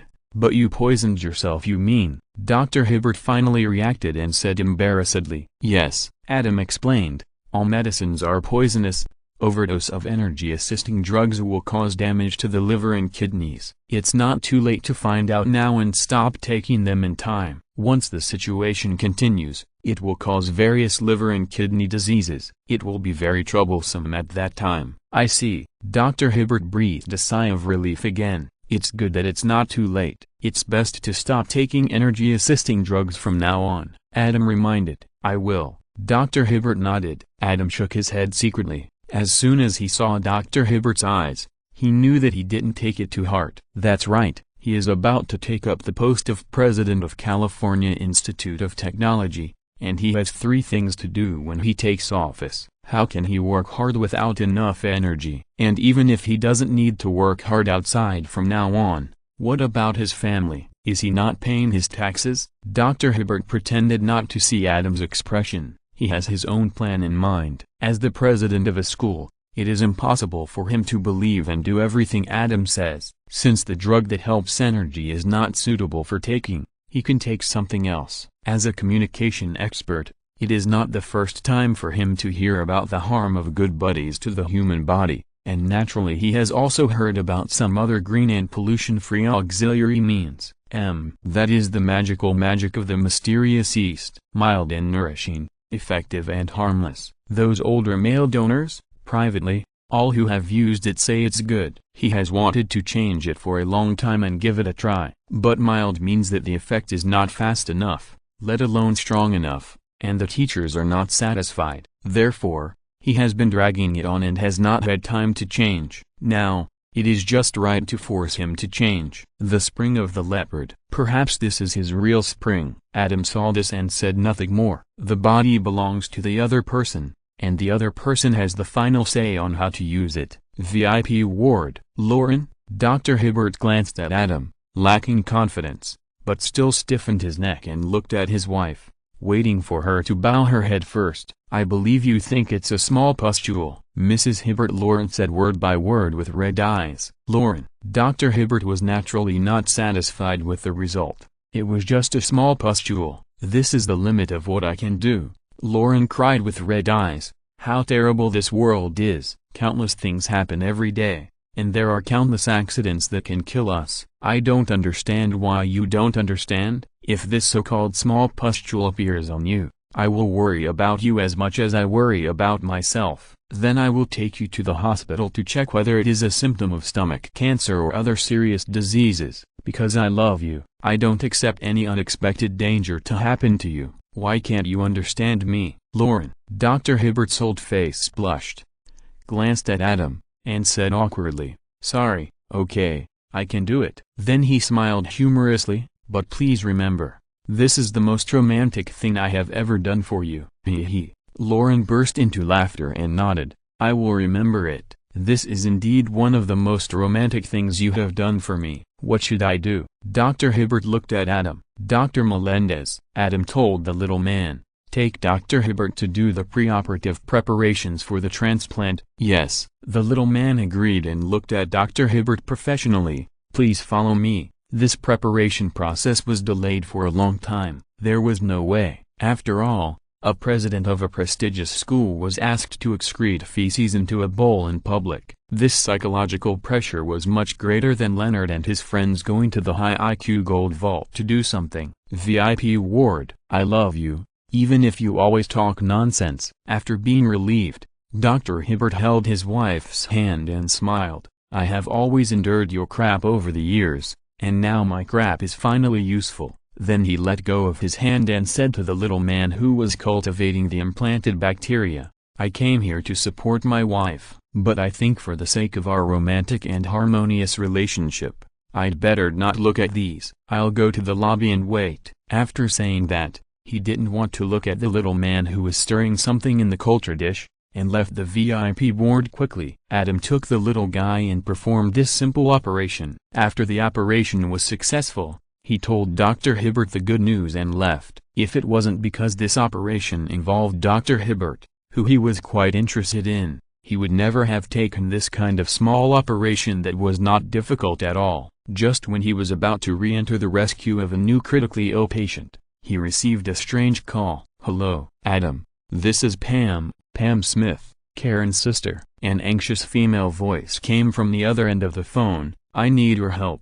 Hello, Pam. Adam frowned. Of course he recognized her voice, and remembered that she was Karen's trumpet sister. But after chatting on the phone last Christmas, Adam had talked to Juno about this trumpet sister of the Smith family who suddenly appeared. From what Juno said, this trumpet, there is no point in practicing it. She didn't learn well at a young age, and directly had the problem that Adam hated the most, the calf product. Although it is said that he has given up, but Adam still instinctively disliked her very much. P.S. Thanks to book friends 201901251806064006 and Longjian Xoantan for their rewards. Chapter 911 House, Let Me Do It. Medical Center. After listening to the call from Karen's younger sister Pam, Adam's brows relaxed slightly, and he said thoughtfully, you ask his father to bring him over. I'll take a look first. Okay, we'll go right away. Pam was overjoyed. That night, Adam met them. Pam is worthy of being Karen's younger sister, and looks exactly like Karen, but this figure is too plump. Karen, who doesn't exercise with Juno often, has beautiful curves. She looks a little bloated, but this is also good news. It means that she is not a Western poison like Huang Feng, and she is really quitting. Otherwise, Adam would only see a skinny Pam with rotten teeth, instead of a little fat Pam who is not good at controlling her figure. Even as the Western poison deepens, her appearance, which is exactly the same as Karen's, will change with the Western poison, from extremely beautiful to neither human nor ghost. At that time, Adam can see at a glance that she is not human, or just ignore her, or just go to the hospital. Pam introduced the two parties as a link. This is my boyfriend Case, and this is his father Mr. Foster. Case, Mr. Foster, this is Dr. Adam Duncan, my sister's good friend. Hello, Dr. Duncan. Mr. Foster held out his hand expectantly. Can I see the medical records? Adam didn't waste any words. They are all here. Mr. Foster handed a bag of medical records to Adam. Since they were racing 3 weeks ago, Case was bleeding, and then had a car accident. We have been in and out of the hospital for 3 weeks, and no doctor can find the cause. Pam lowered her head and didn't dare to look at Mr. Foster. She had always coveted the Porsche sports car that Mr. Foster bought for his deceased wife. 3 weeks ago, while Mr. Foster was out, she persuaded her boyfriend Case to give her the keys so that she could try the engine and drive the car. Of course, it's fun to drive a good car, but after a while, her boyfriend Keith, who was sitting in the passenger seat, began to bleed. Pam was so scared that she lost her concentration and drifted under a large truck, and then was hit by a car. Fortunately, neither of them was seriously injured. But no doctor could explain the cause of Keith's illness, and naturally no doctor could cure him. After 3 weeks in and out of the hospital, she was almost desperate. Then Pam thought of Adam and suggested asking Adam for treatment. After Mr. Foster examined him, he felt that it was not reliable for a surgeon like Adam to treat him. But Adam's reputation moved him, so he transferred his seriously ill son to the hospital. Hemolytic anemia? Adam looked at the diagnosis on the medical record in surprise. A 16-year-old boy has this disease. The probability is too low. Do you think it's a misdiagnosis? Mr. Foster looked at Adam eagerly. Not sure. Adam shook his head. But you don't mind giving him a comprehensive physical examination? After all, the same examination, different people doing it will avoid mistakes made by the staff. Of course. Mr. Foster nodded in understanding. Adam, can you cure Case? Pam held her boyfriend's hand and asked the three people's questions. I don't know. Adam looked at the three people and told them the truth. This is already a difficult and complicated disease. If I can't find the cause after the examination, then I can only suggest that you go to Dr. House next door. Dr. House? Mr. Foster's face changed. I heard that he is a jerk. Obviously, he has done a lot of research for his son. Unless it is absolutely necessary, he is not going to go to Dr. House, and not everyone can be treated by Dr. House. He is also a legendary jerk with outstanding talent. Adam said, many difficult and complicated diseases are found by him. He can only cure them. Can you introduce us to this Dr. House? Pam asked anxiously. Of course. Adam smiled and said, although he admits patients based on his mood, I think he will give me face, in case his condition does meet his admission criteria. Don't rush to transfer to another hospital. Mr. Foster frowned and interrupted. Let Dr. Duncan treat him first. He is also a frequent visitor to the hospital. When his wife got cancer, he accompanied her. He also understands the mentality of the hospital and doctors. Adam said that most of the time, only Dr. House can find out the cause of the disease and cure difficult and complicated diseases. He understood. It's not that Dr. House is unparalleled in the world, but Dr. House is brave enough. He is not afraid of the patient's family suing him and dares to use radical methods to diagnose and treat. This is the last resort. As a father, he does not want to take this step before exhausting all means. Dr. Duncan, you can let go of the treatment. I won't sue you. Thinking of this, Mr. Foster pleaded. I'll try my best. Adam nodded without comment. That's what he said. But when Adam really learns from Dr. House, he uses radical methods to quickly eliminate the suspected cause of the disease by directly treating the patient with drugs without credible and feasible medical evidence. The result of indiscriminate use of drugs is that the patient's condition is aggravated several times, or even causes irreversible damage to the patient. Even if the patient survives, the quality of life will be greatly affected. Mr. Foster's promise not to sue him now will be questioned. Therefore, Even if Adam's medical knowledge reserve is still higher than Dr. House, he can basically think of everything that Dr. House can think of. But Adam is not as good as Dr. House in difficult and complicated diseases. Without practice, there is no right to speak. Adam is unwilling to take the risk of being sued for Karen's sister's boyfriend. There is no need. Don't we have Dr. House? After a comprehensive examination, the indirect bilirubin is high, the serum haptoglobin level is low, and it is not a genetic cause. Adam gave his own diagnosis. If the cause of his red blood cell lysis is not found as soon as possible, Keith will die within a few days. Oh, my God. Pam burst into tears. Dr. Duncan, don't you have any solution? Mr. Foster's eyes were red. Sorry. Adam shook his head. I think you'd better transfer to Princeton Teaching Hospital immediately and find Dr. House. I can help you coordinate right away. Okay. Mr. Foster took a deep breath and nodded. Thank you for your help. No problem. Adam shook his head and started to contact Dr. House. Well. As soon as Dr. House received Adam's call, he laughed out loud. This is our Adam's hand. Is there any disease that you can't handle? Will you take it? Adam laughed. Of course, Dr. House said jokingly, but only if you owe me a favor. It's not genetic. It's not meningitis. There is no artificial heart valve, and there is no drug addiction. Adam told the results of his diagnosis. Everything is a mystery, so you can take it or not. Dr. House was silent for a moment, and he couldn't bear the urge to solve the mystery, so he said unhappily, okay, let him come.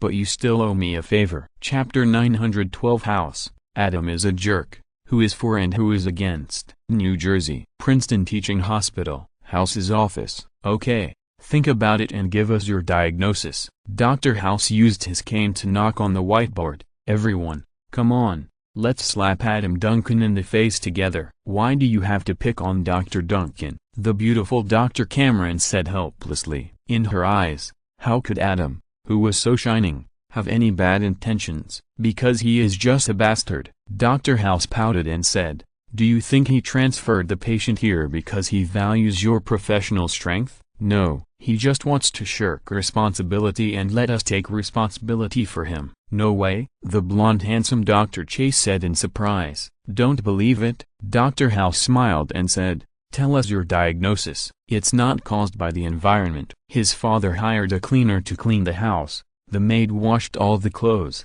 and bought hypoallergenic sheets and pillows. African-American Dr. Foreman said. Do you need to re-examine? The blonde handsome Dr. Chase asked. No need. Dr. House shook his head. He has been in the hospital for more than 3 weeks. If it is caused by environmental factors, he should have improved long ago after changing the environment. At this point, he looked at the African-American Dr. Foreman with a half-smile. Guess who also made the same judgment? Dr. Duncan. The blonde handsome guy Kais gave the answer in advance. It could also be an infection. The African-American Dr. Foreman rolled his eyes. No fever, no increase in white blood cells. The beautiful Dr. Cameron denied. But his temperature is 99.2 Fahrenheit, 37.3 degrees Celsius. The African-American Dr. Foreman insisted. It is just a little higher than normal. The beautiful Dr. Cameron denied again. But it is still high. His body is reacting to something. The African-American Dr. Foreman retorted. If it is lupus erythematosus, it can explain it. If it is lupus erythematosus, why is there no fever and no increase in white blood cells? The beautiful Dr. Cameron denied again. Lupus, in simple terms, is the body's own allergy, where the body's own immune system attacks and destroys healthy cells circulating in the body. This is a very terrible disease. It can only be controlled, not cured. Therefore, the sympathetic and beautiful Dr. Cameron least wants Keith to have this disease. Taking drugs and cocaine will have a great impact on the blood system and nervous system, which is similar to the symptoms of lupus. The blonde handsome Dr. Kais interrupted. The calf test was negative. Dr. House interrupted with a smile. The test for lupus was also negative. Guess who made the diagnosis and test? The African-American Dr. Foreman's face turned black and a word popped out of his mouth. Asshole. See? Dr. House smiled. Dr. Foreman has seen Adam Duncan's true face. What about you? Tell me about your other diagnoses. It must be original. What about cancer? Blonde beauty Cameron hesitated. His mother died of cancer. Could he have inherited it? Pancreatic cancer. Dr. House smiled. A live test has been done, and the result is negative. Guess who made the diagnosis and test? Beautiful Dr. Cameron. Blonde handsome man Dr. Keyes couldn't help but say. He has thought of and done all the diagnoses and tests that can be thought of. Why transfer the patient to another hospital? You really don't know. Are you pretending not to know? The African-American Dr. Foreman sneered. He has done all the routine diagnoses and treatments that can be thought of. Now he arranges for the patient to be transferred to this hospital, not because he thinks we can be better than him, but because he thinks Dr. House is more courageous and dares to use unconventional means for diagnosis and treatment. House is right. He is a bastard who dares not take responsibility and makes us take responsibility for him. Now everyone agrees, right? Dr. House laughed and said, Adam Duncan is a bastard. But knowing this alone is useless. We must use practical actions to prove and slap him in the face. Do you have any ideas? The three little ducks looked at each other, and none of us spoke. No? Dr. House complained. No one? How can we prove that he is an asshole? Are we helpless? We have thought of everything we can think of. The beautiful Dr. Cameron said helplessly. Dr. Duncan has obviously thought about it. Has he said any bold guesses? You are really useless. Dr. House knocked on the whiteboard with his crutches again. Even if he really has any bold ideas, do you think he will say them out loud? No. African-American Dr. Foreman shook his head and said, if he really did that, that would be putting the blame on the table. He will just pretend not to know and let us figure it out ourselves, and then conduct bold tests to confirm it. That's it. Dr. House said loudly. This guy's asshole has reached the extreme. Most people, no, almost no one can see it. The three ducks looked at Dr. House strangely, and thought to themselves, he is a hidden super asshole, and you are a super asshole who has completely exposed himself. Who is more of an asshole is really a matter of opinion. For most people, I still want to meet the hidden type of Adam Duncan. Carrying enough oxygen supply to the whole body. Beautiful Dr. Cameron was trapped. At that time, his lung function was normal, but he would suffocate. Dr. House, do you have any bold ideas? Being so happy, he must be in his chest, ready to hit Adam. At this moment, the pagers on everyone's waists rang. It's Keith. The beautiful Dr. Cameron saw it and immediately ran to the ward. The other two ducks followed. Here they come. Dr. House smiled and limped to the ward. In terms of adapting to the development of the patient's condition, he is second and no one dares to say he is first. As long as a new condition appears, he can break it in one fell swoop. Adam gave all the answers and left him speechless. Now it's his turn to perform. He wants to show Adam what real medical skills are. P.S. Thanks to Where the Wind Blows 404 Where I Go and Jusai for the reward. Chapter 913 House. There won't be a next time. New Jersey. Princeton Teaching Hospital. The patient case suddenly became ill, which made Dr. House overjoyed. He looked over and found that it was a retinal thrombosis in his left eye, which made him blind. Warfarin can dissolve the thrombus and restore vision. Anticoagulants cannot be used now. He is bleeding internally. You can restore vision, but it will ruin everything else. For the same reason, surgery is not possible. We have 2 hours to solve this problem. If we can't solve the eye problem, his eyes will be gone. The three ducks were discussing there. Don't worry about the eyes. Dr. House walked in with crutches. Tell him to use the other eye to look for light. The secret hidden in the thrombus can help us solve the mystery. Are you okay? The beautiful Dr. Cameron asked with concern. Yes. Your leg doesn't hurt anymore. Did you take Vicodin? The African-American Dr. Foreman was surprised. Of course not. Dr. House pouted and said, when have I ever admitted defeat in a bet? How could that be? African-American Dr. Foreman looked at him with scrutiny. You made a bet with Cuddy that if you didn't take Vicodin for a week, she would exempt you from a month of outpatient visits. But you're clearly addicted to Vicodin, and you already had obvious withdrawal symptoms before. It's Adam Duncan. The beautiful Dr. Cameron said it all. That's it. African-American Dr. Foreman shook his head in a sudden realization and speechless. Being betted with your own kind. The extreme excitement and pleasure brought by it can actually suppress extreme leg pain and addiction withdrawal reactions. Your competitive spirit is really a medical miracle. Did you take Vicodin? At this time, Dr. Wilson, a good friend of Dr. House, pushed the door open to check on his condition. When he saw Dr. House in high spirits, he immediately made the same surprised sound as African-American Dr. Foreman. "Can you say something new?" Dr. House complained. "There are patients who don't have cancer. You are not needed here. If you need friends, go find Cuddy." "I think she needs friends to comfort her heart after losing the bet. It's Adam Duncan." A good friend is indeed a good friend. Dr. Wilson understood instantly. His eyes darkened at first, then he smiled, and finally tilted his head and muttered, "Damn it." "What did you do?" Dr. House immediately noticed something. Then, without Dr. Wilson's explanation, everyone knew it.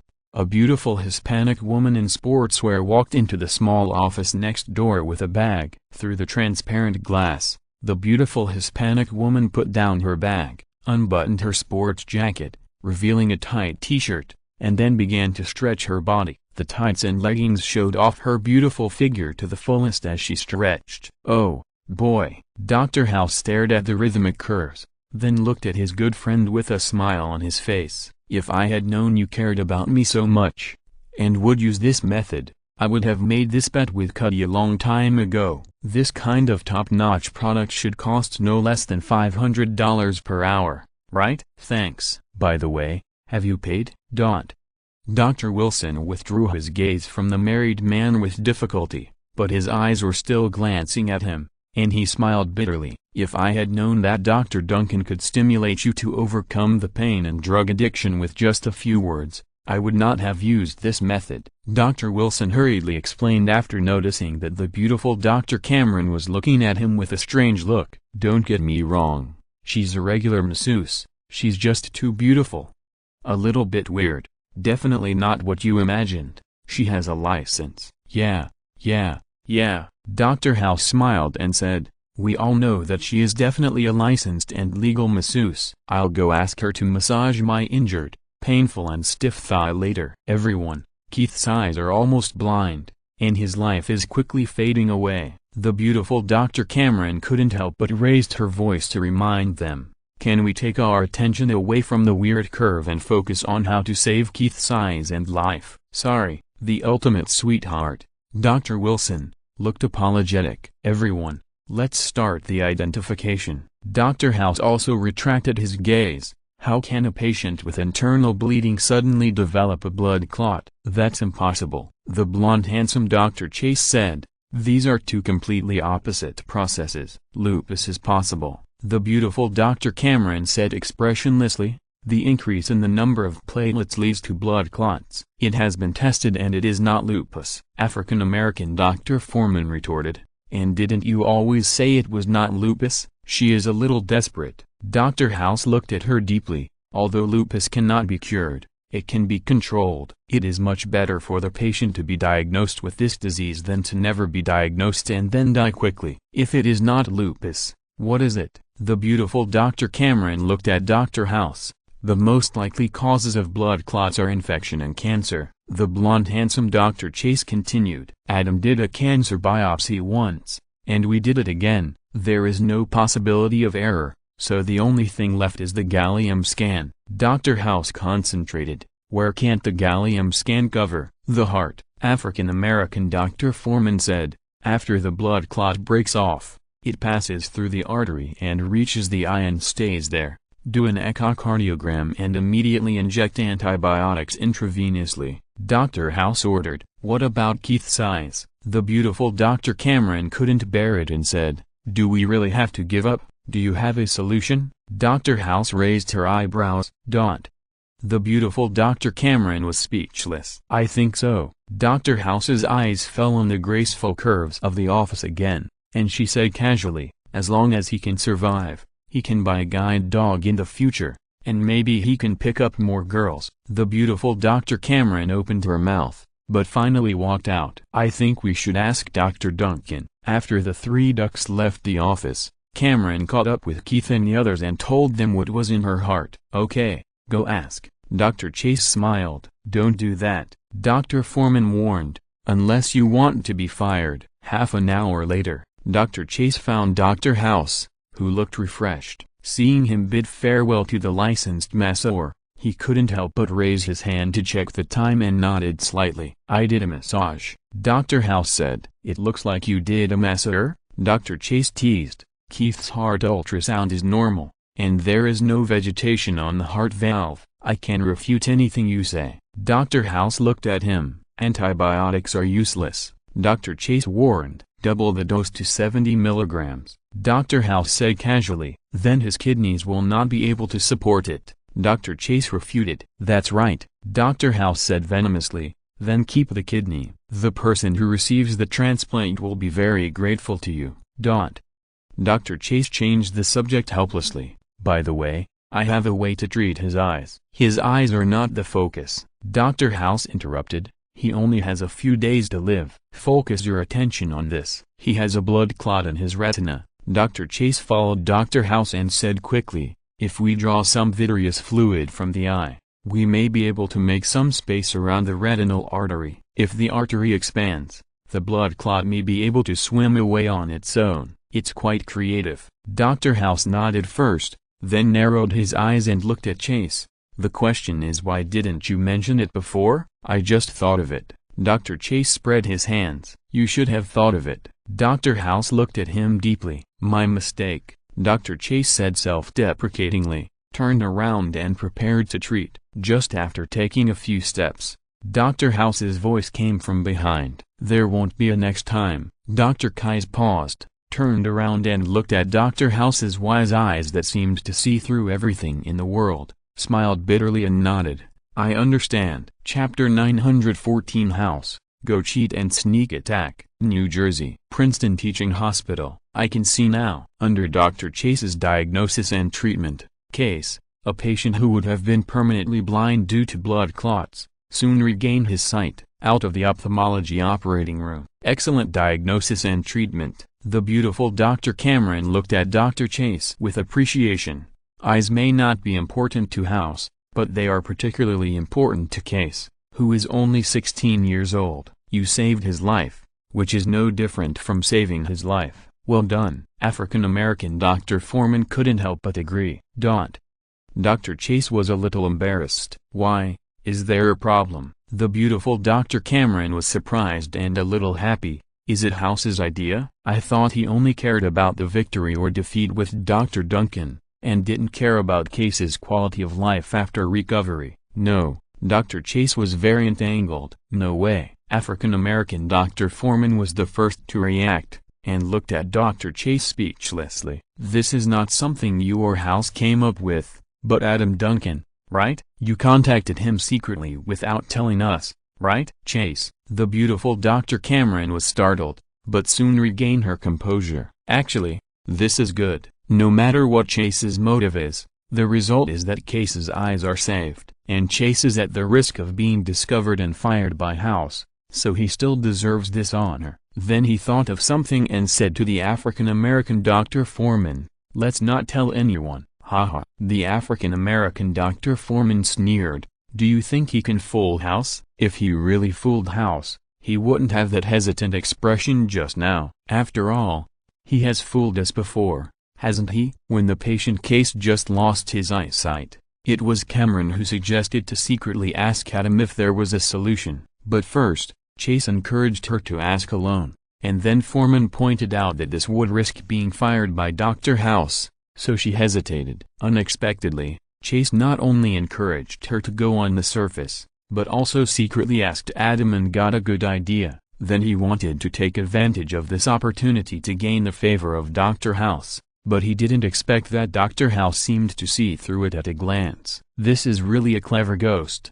"Very." Chase. "What did House say?" The beautiful Dr. Cameron has always been very tolerant. She suppressed her dissatisfaction with Chase's cleverness and asked with concern. "He said there won't be a next time." Dr. Chase smiled bitterly. "No next time?" African-American Dr. Foreman was surprised. This is not like House's style at all. With his usual character, The probability of you being fired is 99%. Maybe he was massaged by the masser and felt good, Dr. Chase said uncertainly. Don't talk nonsense. The beautiful Dr. Cameron frowned unhappily. It's not because of the massage. This is not the main reason, but House also cares about the patient in his heart.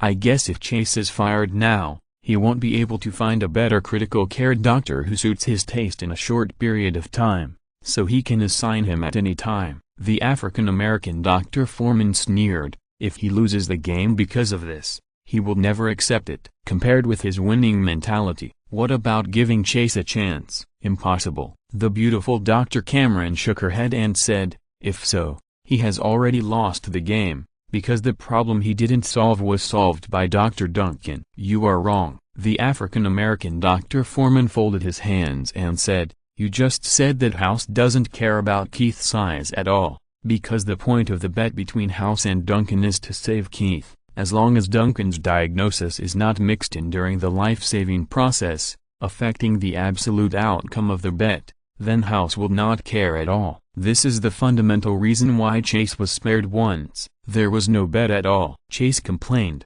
This is completely House's one-sided desire to compete with Dr. Duncan, show off his medical skills, slap Dr. Duncan in the face, and prove that the so-called Adam is a bastard who can only shirk responsibility. In fact, Dr. Duncan doesn't care about this at all. You know this again? African-American Dr. Foreman mocked. Do you think you know what kind of person Duncan is just because you have contacted him secretly? He and House are actually the same kind of people. Both are extremely arrogant and selfish. It's just that they express themselves in different ways. House only pursues solving puzzles and doesn't care about the life and death of patients. Duncan looks flawless, but he actually pursues the title of the perfect miracle doctor. He actually doesn't care about the life and death of patients. On this point, I agree with House's judgment of Duncan. They are all selfish bastards. The beautiful Dr. Cameron was silent. Perhaps only extremely selfish bastards can become legends?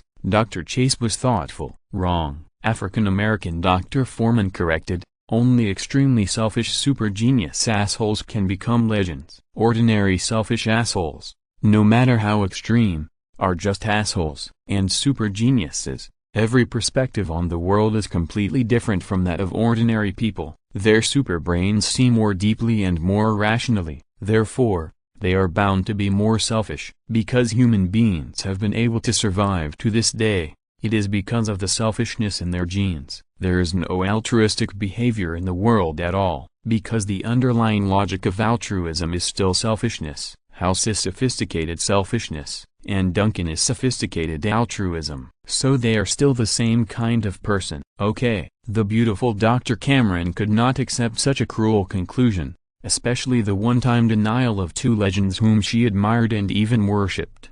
So she took the initiative to interrupt. House and Duncan may not be perfect, but they are definitely not selfish. I believe they are passionate deep down, and now is not the right time to discuss who they are. Let's focus on how to save Case. Then he walked away. Chase and Foreman looked at each other, shrugged, and followed. Next, the patient Case experienced liver failure. Cameron felt more and more like lupus erythematosus. House insisted on excluding hepatitis E, which only occurs once a year. Cameron took advantage of Case's father's trust in her and injected methylprednisolone without any medical basis.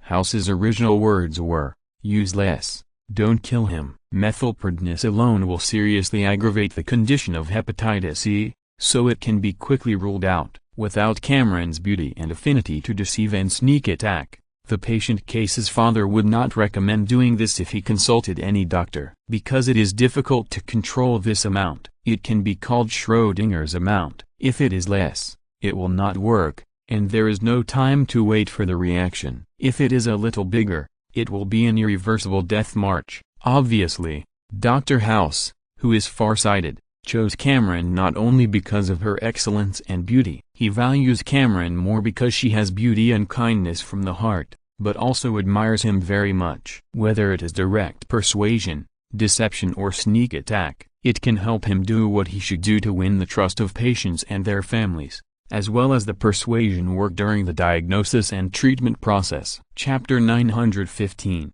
Adam is poisonous. House asks for help. Medical center. Field. Adam received the call and was slightly surprised to hear the news. Then he smiled and said, "Congratulations. Did you see that?" Dr. House was very proud on the other end of the phone. This is the real medical skill, even if you can remember all the medical knowledge. But how to use these to save people before death comes is the real test of a doctor's medical skills and medical ethics. I admit the medical skills, Adam teased, but it sounds weird to hear the word medical ethics from your mouth. Dr. House, saving patients is the great virtue and supreme virtue of a doctor, Dr. House said disdainfully. The rest are all small virtues. So what I said is right. You are right, Adam sighed. In fact, I feel so deep in my heart, but I can't say it. After all, in these 3 days, while you treated Case alone, I have saved 20 people. What about 20?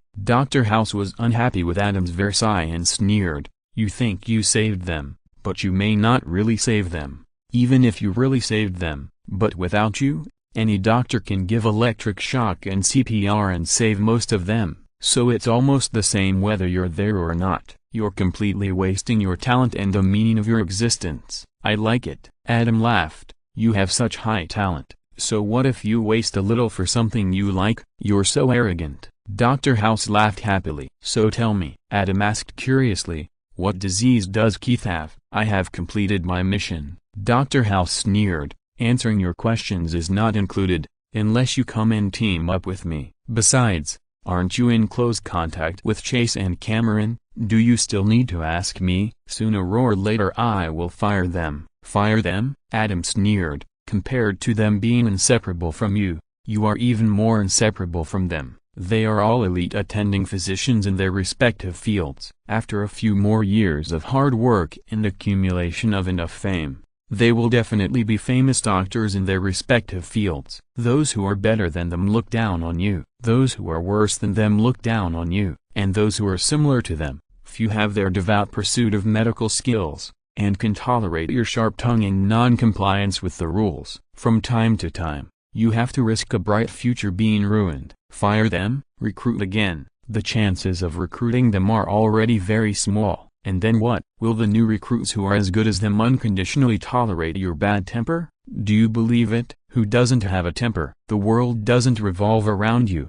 Dr. House, be kind to them. Otherwise, you won't know how precious they are until they are heartbroken and leave you. One last thing, Dr. Wilson and I are in frequent contact. I will ask him about the course of the illness later. If you have the ability, you can prescribe medicine for him too, and I will be convinced. After that, regardless of Dr. House's unhappy face, he hung up the phone with a smile. Dr. Wilson is Dr. House's only good friend. He can't live without Dr. Wilson. If the three ducks are going to leave one day, the proud Dr. House will pretend that nothing is wrong even if he is reluctant. But once Dr. Wilson leaves, Dr. House will never care about face or not, and will definitely pester him to change his mind. Adam bet on this relationship, which can be called New York Pizza Hut. Then, Adam knew the follow-up process of the diagnosis and treatment. The patient Case had liver failure. Dr. House asked the beautiful Dr. Cameron to use her advantages to deceive and attack. But this is illegal. Once sued,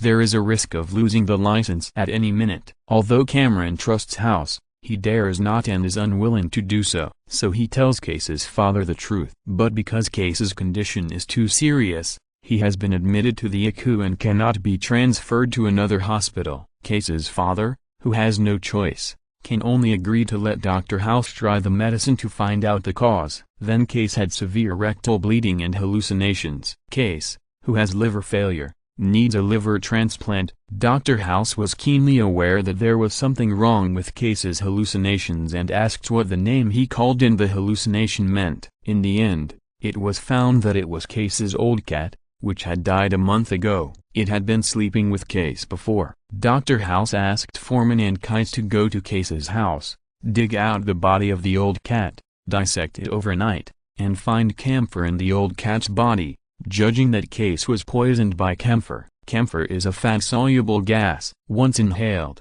it will accumulate in the patient's fat cells. Before entering the hospital, his body consumed energy by consuming protein and carbohydrates. Once they entered the hospital, The food was too rubbish, which made the patients lose their appetite. If they could not keep up with the diet, they would consume fat, and the camphor poison gas accumulated in the fat would be released more and more. The condition became more and more serious. As for the source of camphor, it was because Case's house was infested with termites, and termites made camphor to protect their nests. The old cat who slept with Case was the first to die of internal bleeding. Foreman and Kais went to knock on the wall of Case's house and found that there were indeed swarms of termites inside. "This is really a good advertisement for my father." Adam couldn't help laughing and said, "Pest control is essential and urgent, haha." On the other end of the phone, Dr. Wilson laughed after knowing that Adam's father was a pest control contractor,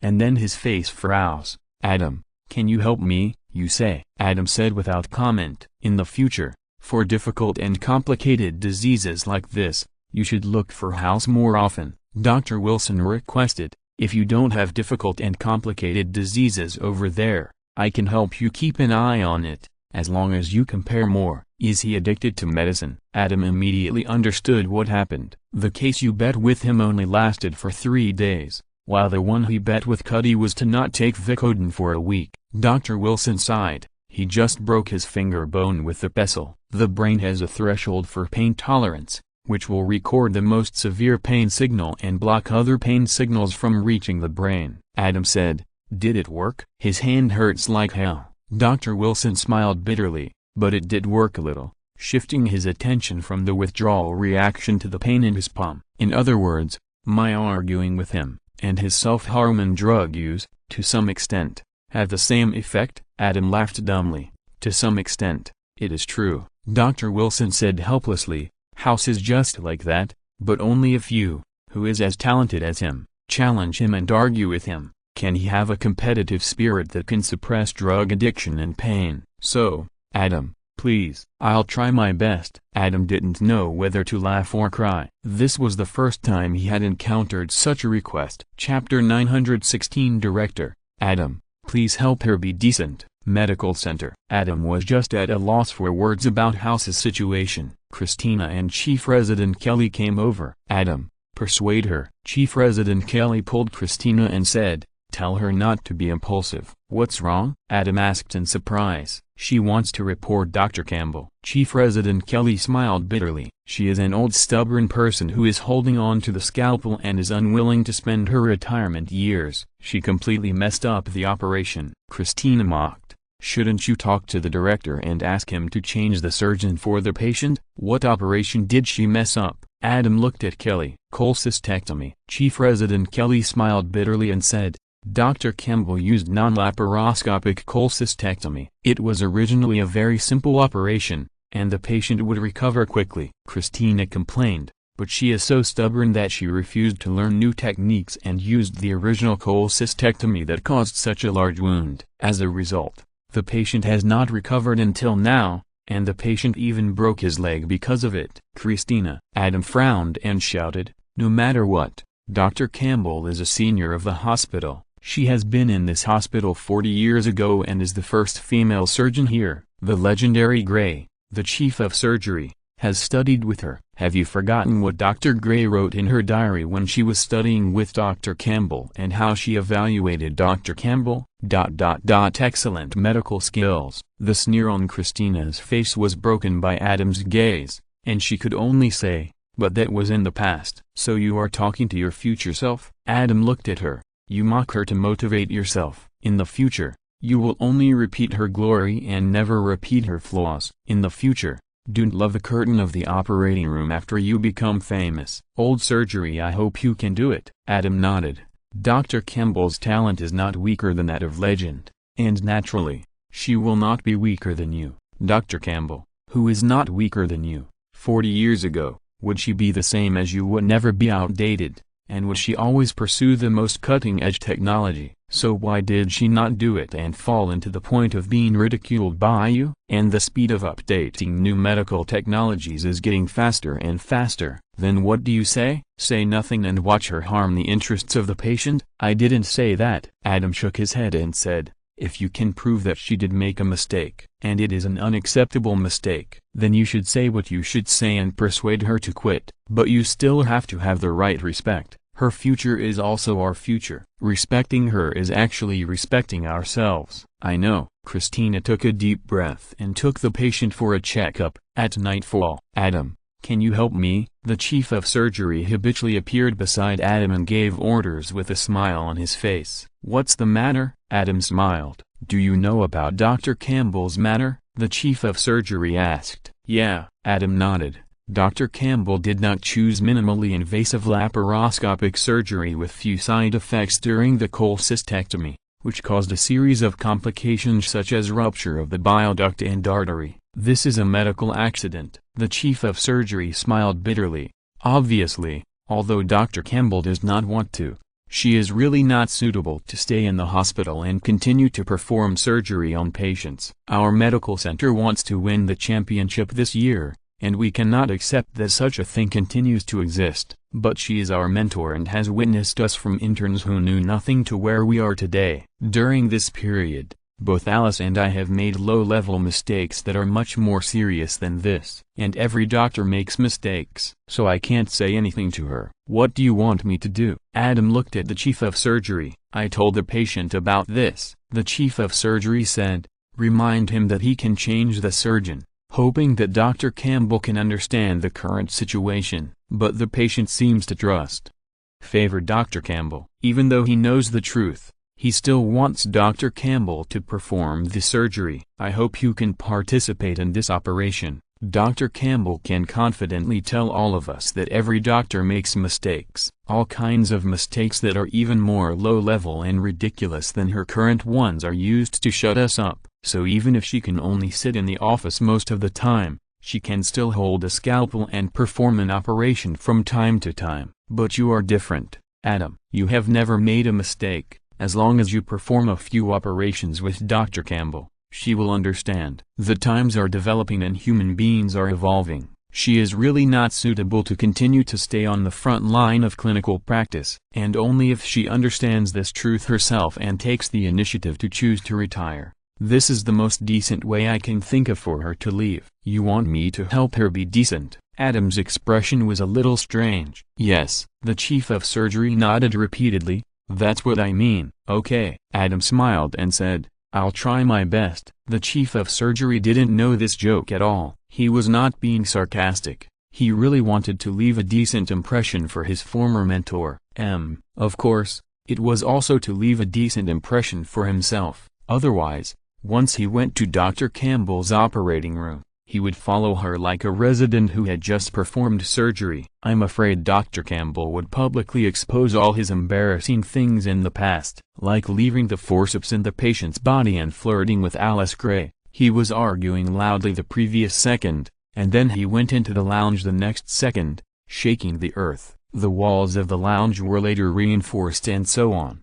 Blah blah blah. Professional embarrassments and gossip and scandals can definitely strip away the dignity and respectability that the chief of surgery has worked hard to build for many years. Okay. For Adam and others who have read Alice Gray's diary, the chief of surgery actually doesn't have much dignity and respect. Christina often teased him about his affair with Alice Gray, because the diary was full of their quarrels. According to Christina's theory, the more fierce the quarrel, the more intense the fight. Adam, who had already read all the boxes of Alice Gray's diaries, said that it was true.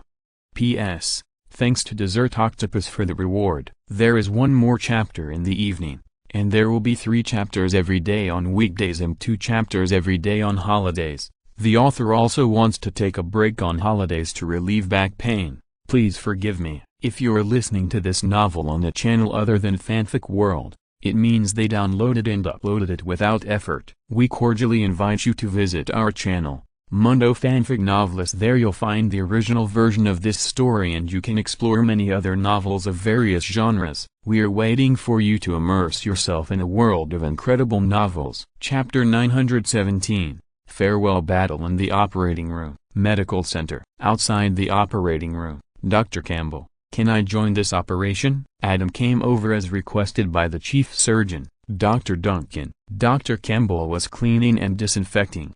When he saw Adam come in, he immediately understood everything and shook his head and said sarcastically, "It seems that this operation is really rare, and even you are alarmed." "Richard asked you? If you have the time, you'd better spend more time with Dr. Green. Otherwise, if he is not in good condition after the heart surgery and causes a medical accident, wouldn't his reputation be ruined?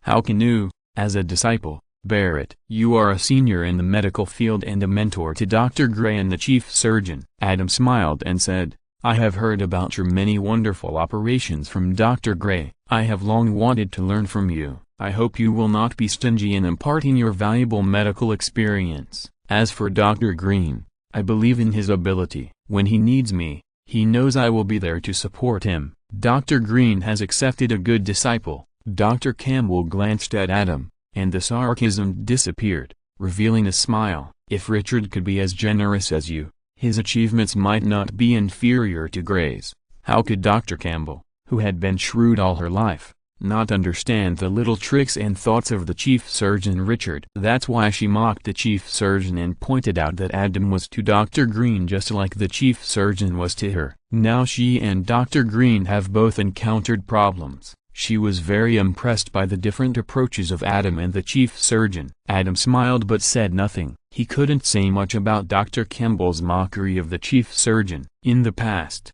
even if there was a problem with the operation, the chief surgeon would probably turn a blind eye to him, his former mentor and the most experienced surgeon in the medical center. But this year he wanted the medical center to win the championship. Dr. Campbell was not willing to tolerate such an obvious mistake. Of course, he didn't want to ruin his reputation, so he could only remind him in a roundabout way. Adam could understand this approach. "Dr. Duncan, come on." After Dr. Campbell finished his sigh, he also finished cleaning and disinfection, half raised his hands, and smiled at Adam. "Welcome to the last operation of my 40-year career." "It's my honor," Adam said sincerely. Dr. Campbell should have retired in recent years, but she has been reluctant to go to the operating room. Now such a medical accident has happened again, but it's really not all her fault. Although Richard, the chief of surgery, turned a blind eye to Dr. Campbell, he also consciously reduced Dr. Campbell's surgery schedule, causing her to stay in the office most of the time. Clinical surgery is a skill. If you don't do it for a long time, it's inevitable that you will become rusty. In this case, she can't even maintain her original skill state, let alone update and learn new technologies such as laparoscopy. She couldn't tell anyone about this dilemma, otherwise, where would she put her face? Therefore, when she met a patient who specifically asked her to do surgery, she would be very happy and positive, but she would only choose the old technology that she was sure of. It's just that in comparison with the new technology, the old technology is not welcome. When the sequelae that are far more serious than the new technology really appeared, the face she forced to hold up was also thrown away. She could only retire and leave. The only thing that made her feel relieved was that it was Adam who saw her off. She so respected this young talent who should have looked down on everyone. Operating room. Dr. Campbell was the lead surgeon, with Adam as the first assistant and Christina as the second assistant. "Dr. Yang, take a good look at how the old stubborn man performs the operation." Dr. Campbell sneered at Christina. "That's right." Christina mocked her behind her back, but she heard it clearly, and then she was appointed as her assistant. "I often wonder how the current teaching methods can make students learn real things." After the operation began, Dr. Campbell began to get to the point while performing the operation. The attending doctors only encouraged students and affirmed them, instead of intimidating and humiliating them. How can they remember it deeply? Oh, that's right. The attending doctors don't dare to do that, because now the interns can't bear the little pressure and commit suicide at any time, forcing the attending doctors not to do that. Also, because the attending doctors usually have an intern who is their boyfriend or girlfriend, if they use the traditional and effective teaching method of intimidation and humiliation, wouldn't they be unable to go to bed at night? They can only encourage and affirm.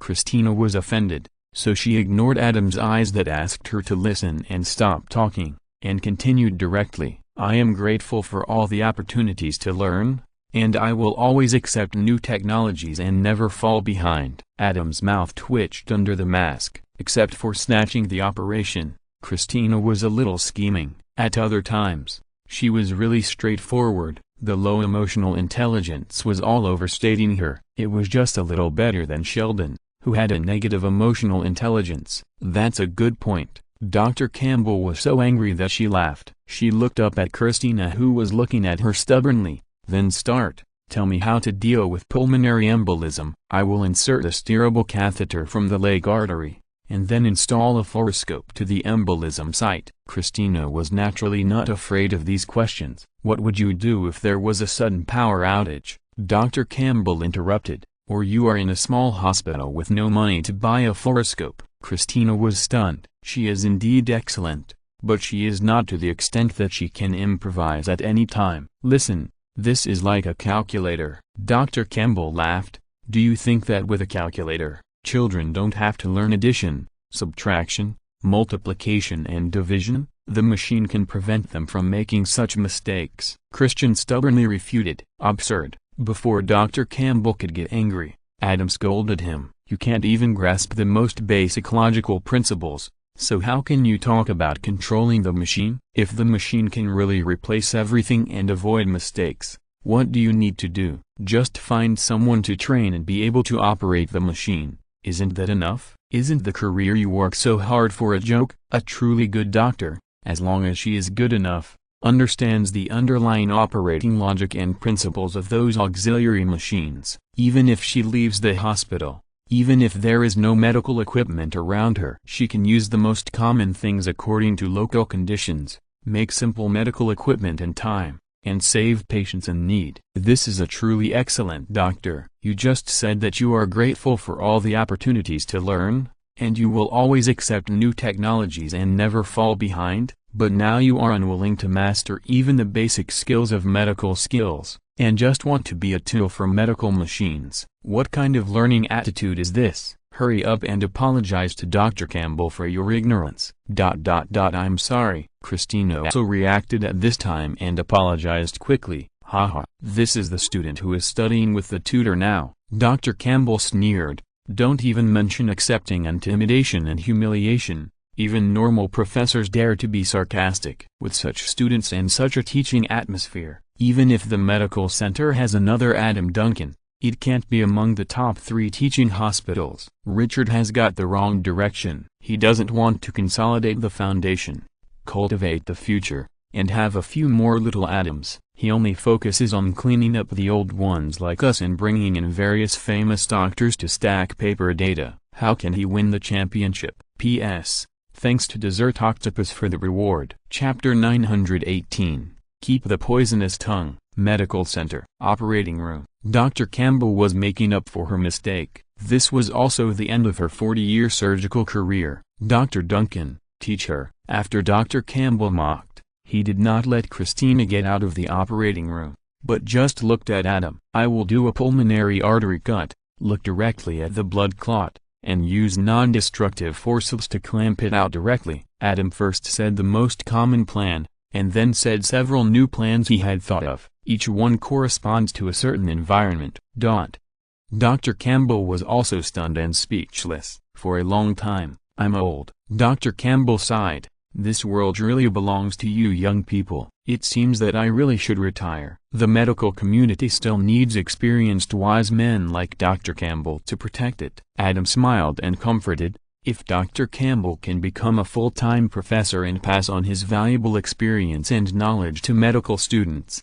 it may also be a new beginning. Haha. Dr. Campbell shook his head and laughed. Forget it. I'm too lazy to teach even these clumsy but arrogant residents in the hospital, let alone those rookies who know nothing. My destiny is in this operating room. For 40 years, in this operating room, I am God with a scalpel, and I'm the first female God. I have nothing but the operating room and the scalpel. I have nothing else to ask for. Over the years, as I gradually can't operate the knife anymore, what is left? My glory and dignity dissipated. Any little resident dares to mock the old stubborn behind my back and contradict my teaching in front of me. I'm sorry. Without Adam's wink, Christina began to apologize on her own initiative. She suddenly felt that she understood the sadness and pain in Dr. Campbell's heart. It was a kind of empathy, They were so similar. "You are not sorry for me." Dr. Campbell looked at her deeply and said, "Dr. Yang, you are sorry for yourself. I know you think that it won't be long before you will be the next me, or the next Gray.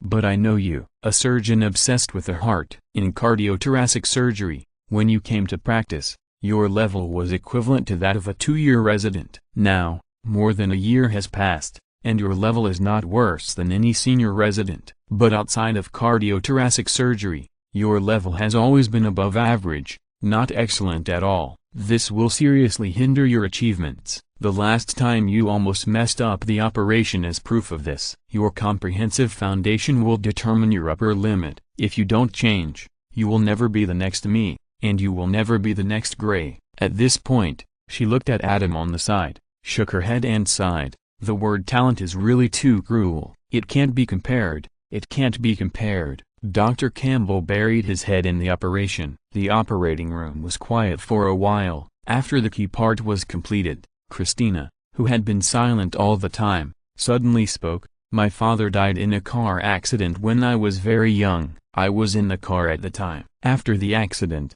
his chest was cut open. Before the ambulance arrived, I kept putting my hand on the wound, feeling his heart beating, and gradually disappearing." "So you are obsessed with the heart," Adam suddenly realized, but was not surprised at all. Because of the tradition of the American drama world, behind every obsession, there is a sad past. This is the American drama style of rationality. The story is very sad. Dr. Campbell continued to finish the operation. As the end of her 40-year surgical career, she was reluctant to let others do every stitch and thread. But it did not affect her sharp comments. "But what's even more sad is that you took the wrong path without knowing it. Imagine if we could go back to the past and replace you. Before the ambulance came, my chance of saving your father was 50%.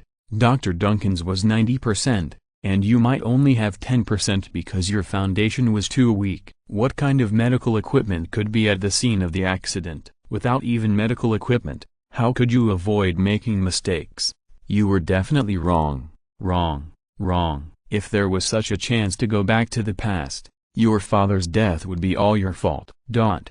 Adam's mouth twitched. Dr. Campbell was really on fire today, and his venomous tongue was no less than Dr. House's. If you catch one, it would be really deadly. But it's okay. Although Christina is Adam's friend, he supports others to be so deadly to her, and it's better to wake her up completely. In the past, Adam repeatedly warned her, but Christina didn't really take it seriously. This time, forced by Dr. Campbell, she even revealed the sad past that she had never told anyone before. It's clear that it really touched her heart. This is a good thing, and it can also ease the sadness of Dr. Campbell's departure. Kill two birds with one stone. Win-win, win. Besides, what Dr. Campbell said was true. And he even used the time travel element of the movie Back to the Future that was released more than 10 years ago as an example. The reason why Christina wanted to be a doctor was probably because she regretted that she couldn't save her father. But if she was obsessed with the heart and ignored other medical basics, if she really went back now, without the assistance of medical equipment, she would be helpless, and she would probably be like her when she was a child, holding her father's heart and watching her father die. The old ones are still the best. The chief of surgery is the chief of surgery after all. Adam sighed in his heart. Just look at Christina's current loss of soul and you will know. The chief of surgery probably predicted the current situation, so he was unwilling to go on the stage in person. The operation ended with Dr. Campbell reluctantly cleaning and disinfection room. Some operations are beyond the reach of even the best doctors. Dr. Campbell murmured to himself while cleaning, "I made a mistake, a big oversight, and I'm sorry for it. But I'm just an ordinary person. As an ordinary person, I have nothing to be sorry about. Everyone makes mistakes." Margaret. At this time, the chief of surgery had walked in and wanted to say a few words of comfort. "Stop talking." Dr. Campbell interrupted him, took a deep breath, and forced himself to smile. "I know everything." As the end of a 40-year surgical career, this is certainly not the most perfect, because as long as it ends, it will not be perfect for me. But it is not the worst. I am leaving today. From now on, you can focus all your attention on truly improving the comprehensive teaching level of this teaching hospital, because without us, if the teaching ranking of the medical center still cannot be improved, it can only be due to your own incompetent management. When the board of directors asks you to retire early, you must be free and easy. Don't learn from me and stay. By then, the glory and dignity will be gone. At least I can say that I have dedicated my life to surgery. What about you? As the director of surgery, the time and energy you spend on management with great power has long exceeded the time and energy you spent as a general surgeon in the operating room. In this regard, you are not as good as me, so don't learn from me. Director of Surgery. Chapter 919. Yesterday's troubles come again today. The next day. Medical center. Cafeteria. Are you still depressed? Adam looked at Christina in surprise.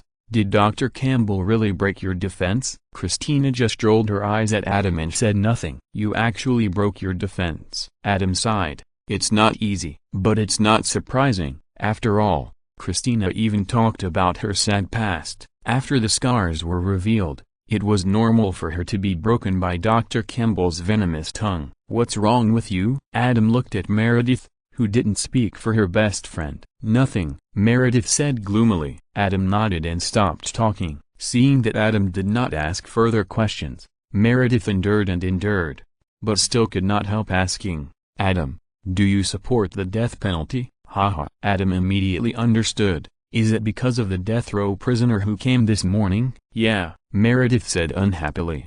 The director asked me, Christina, Burke, and Derek to treat him together. I saw that he was in great pain, so I suggested injecting him with more morphine to relieve the pain. Derek was unwilling and expressed a strong disgust for the death row prisoners. He even got angry with me. Then did you inject more morphine? Adam hit the nail on the head. Meredith paused. We are doctors. We should not fail to take good care of him just because he is a death row prisoner. That is inhumane and violates the doctor's medical ethics. Did Dr. Shept inject less than the standard amount? Adam laughed. No. Meredith was speechless, but he still feels pain. So? Adam sneered. Ordinary people will lie, drug addicts will lie, but death row inmates are true gentlemen. What they say is what it is. Meredith was speechless. Not convinced? Adam glanced at her and said sarcastically, if you have the energy, you should pay more attention to Dr. Shept. Don't you think his attitude is strange? There is probably a sad story behind this. You are his girlfriend. You don't care about your boyfriend's sadness, but only care about whether a death row prisoner needs to be injected with more morphine to relieve his Schrodinger's pain. Is this really good? Ah, Meredith exclaimed. Are you saying that Derek has a sad past? Mr. Dunn's matter touched upon his past that he didn't want to mention. I thought he was offended by Mr. Dunn's words. Mr. Dunn said that he and Derek are the same, just two sides of the coin. Adam's mouth twitched, and he said speechlessly, does it make any difference? In any case, it touched Dr. Shep's anger point. As a girlfriend, you stand firmly opposite him at this time. TSK. Dr. Shept really loves you. I'll go find Derek. Meredith didn't bother to refute. She stood up and walked out. You're not in good shape. Adam looked at Christina, who had been broken, and reminded her, do you know what the death row prisoner did? What? Christina raised her eyes and looked over. This was also what she was curious about. A serial perverted killer. Adam reminded, looking at the white neck of his female colleague. He had a strong bloodthirsty urge. He endured it again and again. One day, he couldn't help it and suddenly scratched a red line on the white neck. He thought he would feel sick and vomit, but he didn't. Instead, it was like turning on a switch in his body and he became completely excited. That day was Monday, and he killed his female colleague. Then on Tuesday, he walked on the road and randomly found two female passers-by and slit their throats. On Wednesday, he randomly cut three. On Thursday, he met a mother with three lovely little girls, a family of 4. He was overjoyed and was about to complete the day's goal at once when he was stopped by a brave passerby. Then he was sentenced to death. 11 years later, a week before the death penalty was finally carried out, he was stabbed in the back by a cellmate with a knife sharpened by a toothbrush and taken to the medical center. Christina's face turned pale and her body trembled. So be alert and focus, Adam said sincerely. Also keep an eye out for your bestie. Don't be deceived by him. He's a demon who kills without blinking an eye when he gets a chance. People like you are not even enough for his daily goal. Adam. At this time, George ran over. Huh? Adam looked at him in surprise. In the hospital, during working hours, George was used to calling Adam Dr. Duncan. It's Liz, George said anxiously. She's in the hospital. Can you help me check on her? Liz is in the hospital? Adam was a little surprised and said casually, did Danny come too? No. George shook his head and said, Liz came by herself. Really? Adam's heart moved. Did they break up? Christina asked Adam's thoughts straightforwardly. No, George said dissatisfiedly. Liz just doesn't want Danny to worry. They are in love. Liz gave up her career for him. The love stories of princess and princesses in fairy tales all come to an abrupt end when they embrace each other happily. Adam smiled and said, what happened next? No one wrote it. Then he stood up and said playfully, let's go and see what the footnotes and continuations of reality are like. In the ward, Liz was lying on the bed. When she saw Adam coming in, her expression was a little unnatural. I asked George not to disturb you. I'm fine, whether you are okay or not. The doctor has the final say. Adam smiled. You are no longer a doctor, and even if you are a doctor, you can't diagnose and treat yourself. Besides, if you are really okay, why do you come to the hospital? Look how anxious you make George. Liz paused, glanced at George who looked worried, and smiled. George, please call Danny for me. I didn't want him to worry before. Now it's like this, you call him. Okay. George agreed and went out to make the call immediately. Tell me about your self-diagnosis, Adam said. Hallucination, Liz said after a moment of silence. What hallucination? Adam asked. I keep seeing a heart recently. Liz avoided Adam's gaze and whispered. Are you and Danny okay? Adam asked meaningfully. Fine, Liz said softly. I called him. George walked in and said, he said he'll be here soon. Okay. Adam took a deep look at Liz, who looked happy, and told George, O'Malley, take Liz for a comprehensive checkup. After that, he left. Adam, how is Liz? In the corridor, he ran into Meredith who came to visit after hearing the news. I don't know physically yet, Adam teased, but mentally, it's not good. What's wrong? Meredith was surprised. It can only be said that fairy tales really can't have a sequel. Adam smiled and left. The troublemaker is back. The hospital is bustling again. This time, she is no longer a doctor and will not hurt the patient. So Adam enjoyed watching the show. Chapter 920 Adam, you are really sick. Medical center. Liz came, and the hospital was quite lively. Meredith, Dr. Bailey and others came to visit. Liz used to have a hard time in the hospital. She had no close friends except George. Later, she was persuaded to leave because of the scandal. But no matter what, people are human. Liz, who had left this environment, came back in a completely different and vulnerable position this time, which made people in the hospital more kind to her. Even the chief surgeon knew about it and came to visit and comforted him. Of course, Adam was not included, because he could see at a glance that Liz was not a good son. This time, she came to see the doctor most likely to be a self-torture tactic. Otherwise, she would not let George call her Danny. And she did not let George bother him. The symptoms described are more mysterious, dispensable, and can be made up at the beginning. It is difficult to verify the hallucination. The hallucination is the heart that once witnessed her love for Danny. In addition, the environment here, it seems to remind Danny not to forget the old kindness. This plot is too much like some of the palace intrigues that Adam had seen in his previous life. The facts are just as Adam guessed. At night, hey, man, hey, man, hey, man. This contemptuous tone can be heard everywhere in the hospital. I never thought Danny would be such a person. Meredith looked incredulous. This bastard, George said angrily. Liz actually forgave him. Women, no, everyone, must rely on themselves in the end. Christina sneered. Giving up one's career and pursuit for others is always the stupidest thing to do. Who can be blamed for this? It's her free choice. Adam walked over and smiled. O'Malley, where is the examination report? In the ward. The examination report is normal, George said without any expression, and did not mean to take it, but just complained indignantly. She was actually pretending to be sick, trying to win back that bastard playboy. Fairy tales are really lies. She left. Adam glanced at him. That bastard is catching up with Dr. Burke and the others, George said. Liz is waiting for him. Don't be angry. Adam smiled and said, what you saw was just him being weak and affectionate after losing his healthy heart. This is Danny's true nature now. Think about it. A rich man who can still seduce his beautiful doctor in a powerless state. Can he be innocent, now that he has a new heart and can be wild again? Will he only stay with Liz? In fact, I am surprised that he can show up today and take Liz away. But it is probably the first time. The next time Liz wants to use a similar method, she will definitely use loneliness. He will probably not pay attention to her at all. Liz is so pitiful. Best friend George sighed. Adam, where are you going? Meredith asked when she saw Adam walking away. Let's go to the ward. Adam complained. I haven't seen the medical report yet. O'Malley was only concerned about his girlfriend's feelings and didn't show it to me. I had to go get it myself. It's not like O'Malley said it was okay and that's it, right? He's just an intern. Let's go too. Meredith followed immediately. Ward. Adam, I'm sorry. Liz was a little afraid of Adam and didn't dare to look him in the eye. I told George not to bother you. It's okay. Adam took the medical report and said casually while reading it. It's a hospital, and it's not about who's making money. A CT scan costs $1,000. An MRI costs more than $1,000. The medical industry is very profitable. Anyway,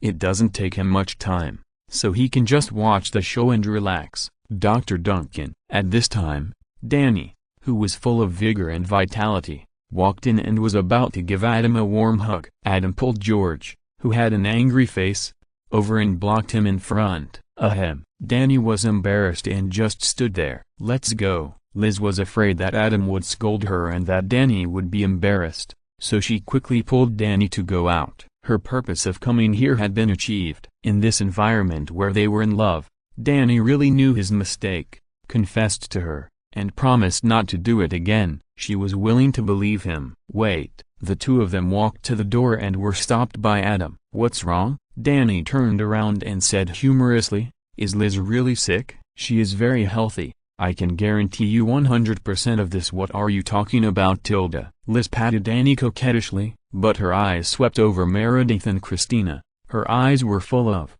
yes, I am so wild and so great. My life is generally happy. Danny, you are not a doctor. Adam shook his head and said, so whether Liz is healthy or not, you don't have the final say. I have the final say.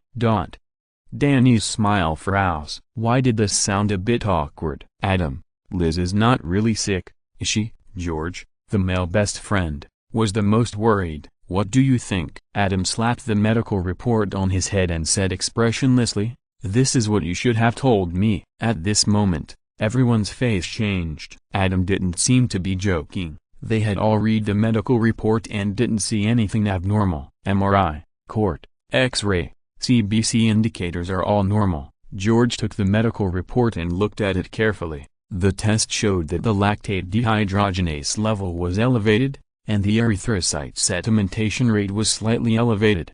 But it is still within the normal range. Are we looking at the same medical record? Adam pulled out the MRI film and shook it. Take a closer look. Is there anything abnormal? Everyone gathered around and played the game of finding the difference. Here, with Adam's reminder, Christina quickly found a tiny abnormal point in the right lobe of the brain. Is this it? Meredith expressed doubt. What is this? Danny supported Liz, who was pale, and asked loudly. I don't know yet. Adam shook his head. Further examination is needed. You tell me your guess. Liz couldn't laugh anymore. Unlike Danny, she knew Adam's strength best. Because of understanding, we become more and more afraid. I really don't know, Adam explained. I suspect it's a tumor. But what kind of tumor? Is it malignant or benign? Is it a primary tumor or a metastatic tumor? Without a specific biopsy and a more detailed physiological examination, I really don't know. The only thing I know,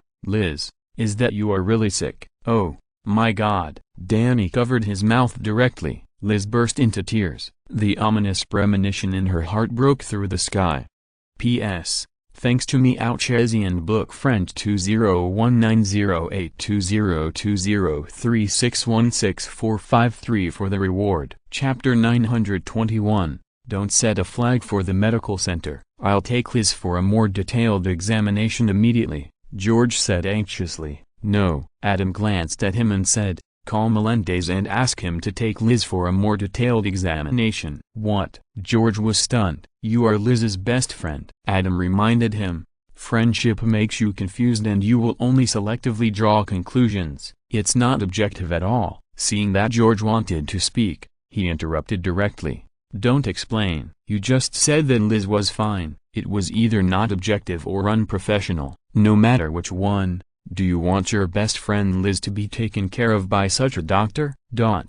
George was speechless. It doesn't matter. Liz forced a smile and said, George, I don't want you to be my doctor. I want you to stay with me as my friend. There are many doctors and hospitals, but you are my only best friend. Okay. George walked to Liz's side and held Liz's hand tightly.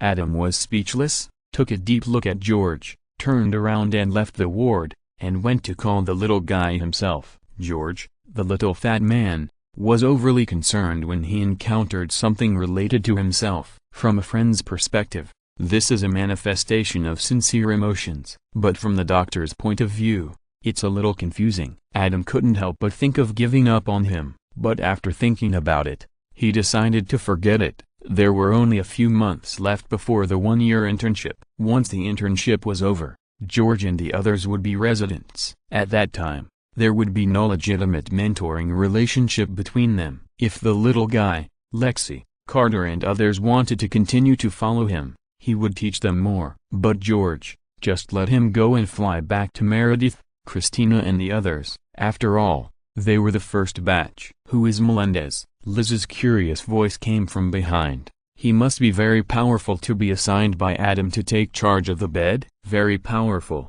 George smiled and said, you can think of him as an enhanced version of Christina. Christina said dissatisfiedly, it's a weakened version. You are the only one who thinks so. George teased, Melendez has the title of Little Duncan. If this is still a weakened version of you, doesn't it mean that you are almost the same as Adam, Little Duncan? Liz was even more curious. Yes. George was happy to divert Liz's attention. Not only is there Little Duncan, but there is also Little Gray. Liz, you may not know yet, Meredith's half-sister Lexi Gray also came to the hospital for internship, and she is working under Adam. Lexi is gifted, has a photographic memory, and is known as Little Gray.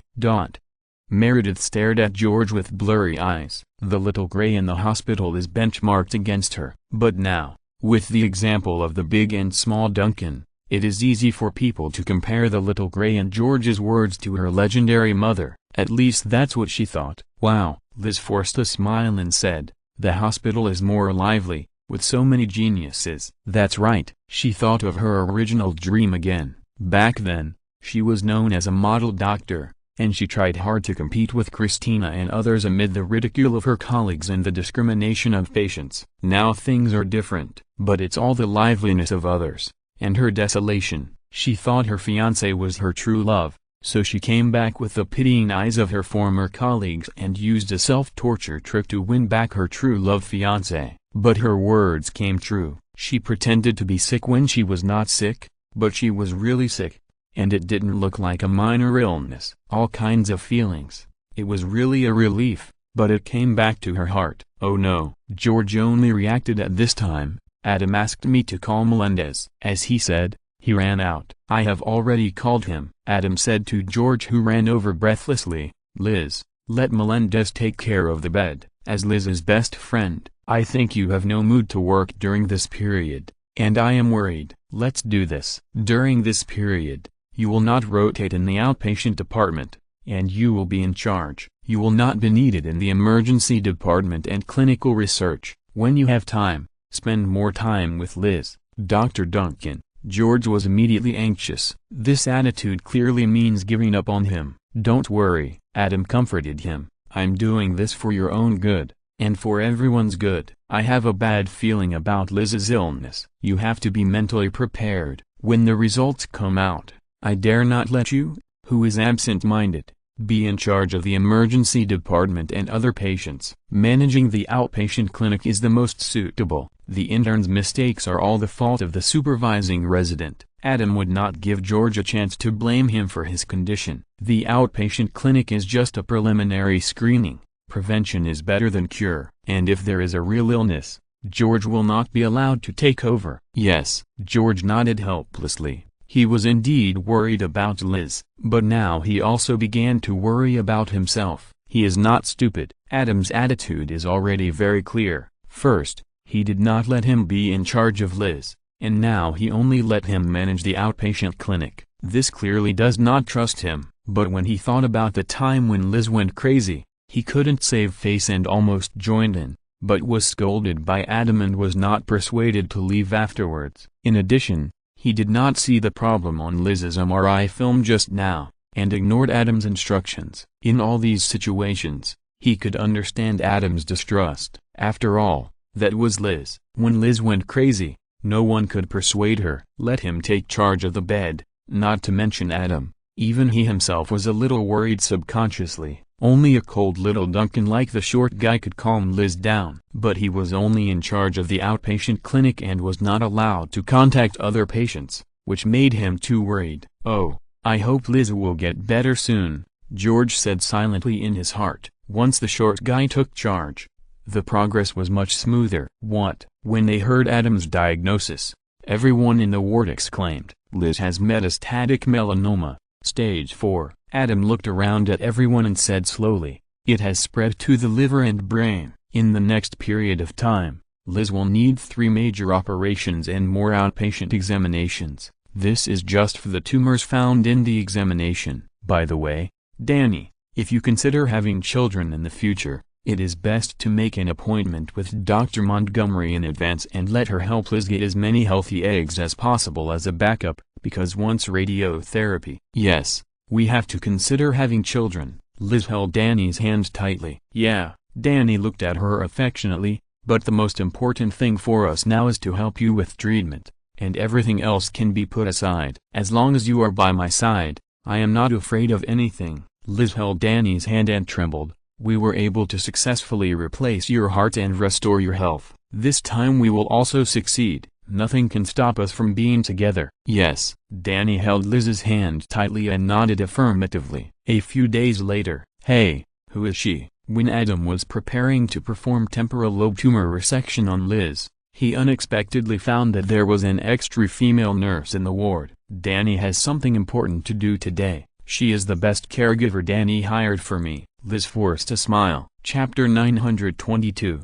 Trust Yourself or Trust Adam? Medical Center. Oh, hearing this reasonable explanation, Adam nodded as usual. After all, it is normal for rich people to work 996 or even 007 outside. Besides, they have hired the best caregiver. She is like him. Okay. Adam couldn't go on. There is no filial son in front of a sick bed for a long time. Not to mention that the two parties are just an engaged couple. Would the other party, a rich playboy, be willing to choose to fight hard in a pool of wine and a forest of meat? Or would he be willing to accompany his sick fiance's bedside, endure vomiting and various odors, running around, and fighting the disease together? The answer is self-evident. In Adam's opinion, Danny was able to hold on for 2 days before using the excuse of being busy with work to hire a caregiver, which was considered a bit humane. Many people would just run away when faced with this situation. But, for Liz, "We agreed to defeat the disease together until we are old,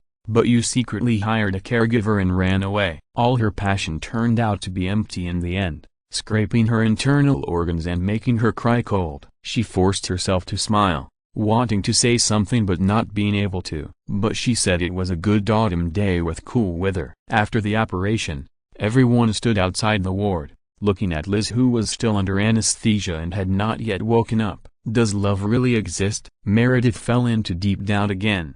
Liz gave everything for him, but he said he was busy with work when Liz needed company the most. He spent a few bucks to hire the so-called best caregiver, thinking that he could be worthy of what Liz had done for him. Did the deep love and vows of love in the past go to waste? Nowadays, dogs are treated better than people in many cases. Don't you like dogs the most? Adam couldn't help but wonder. Why does your tone sound a bit discriminatory against dogs?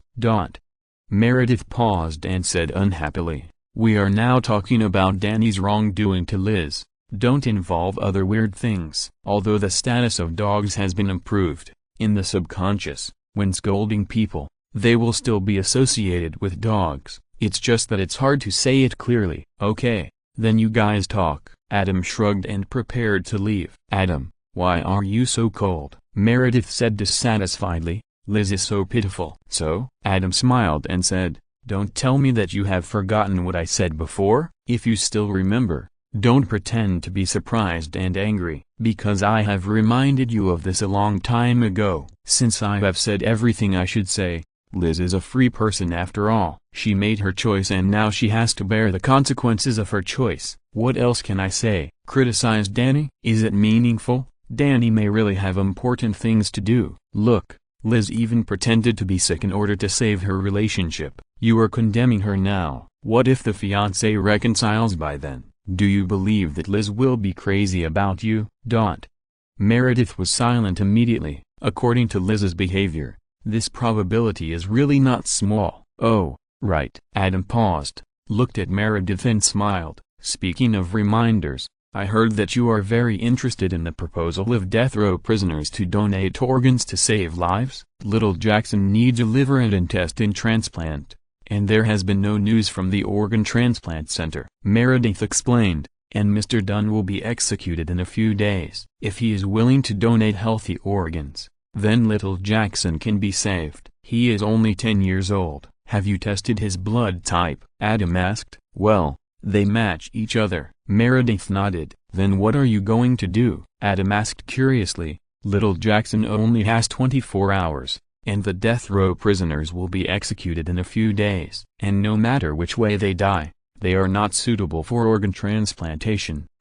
Meredith hesitated. "See?" Adam smiled knowingly. "You need my reminder just like Liz. I hope you remember Liz's current situation and consider my reminder carefully. First of all, I must remind you not to trust a serial killer. Do you think that before he died, he was moved by you and wanted to die more meaningfully? A demon who can kill as many people as possible according to the day of the week will think that saving people is valuable. In his eyes, life is nothing." "Oh, yes. I heard that he kept saying, 'As long as you can sleep well, Dr. Gray.' So you think he did this for you, to make you look at him differently? You overestimate your own personal charm. Don't forget, he tortured and killed all women. What do you think women are in his eyes? Of course, I also heard that he asked you what you would choose if you could choose the way to die, hanging and injection. Obviously, death by injection is more peaceful, so he donated his organs. And he also had his own interests,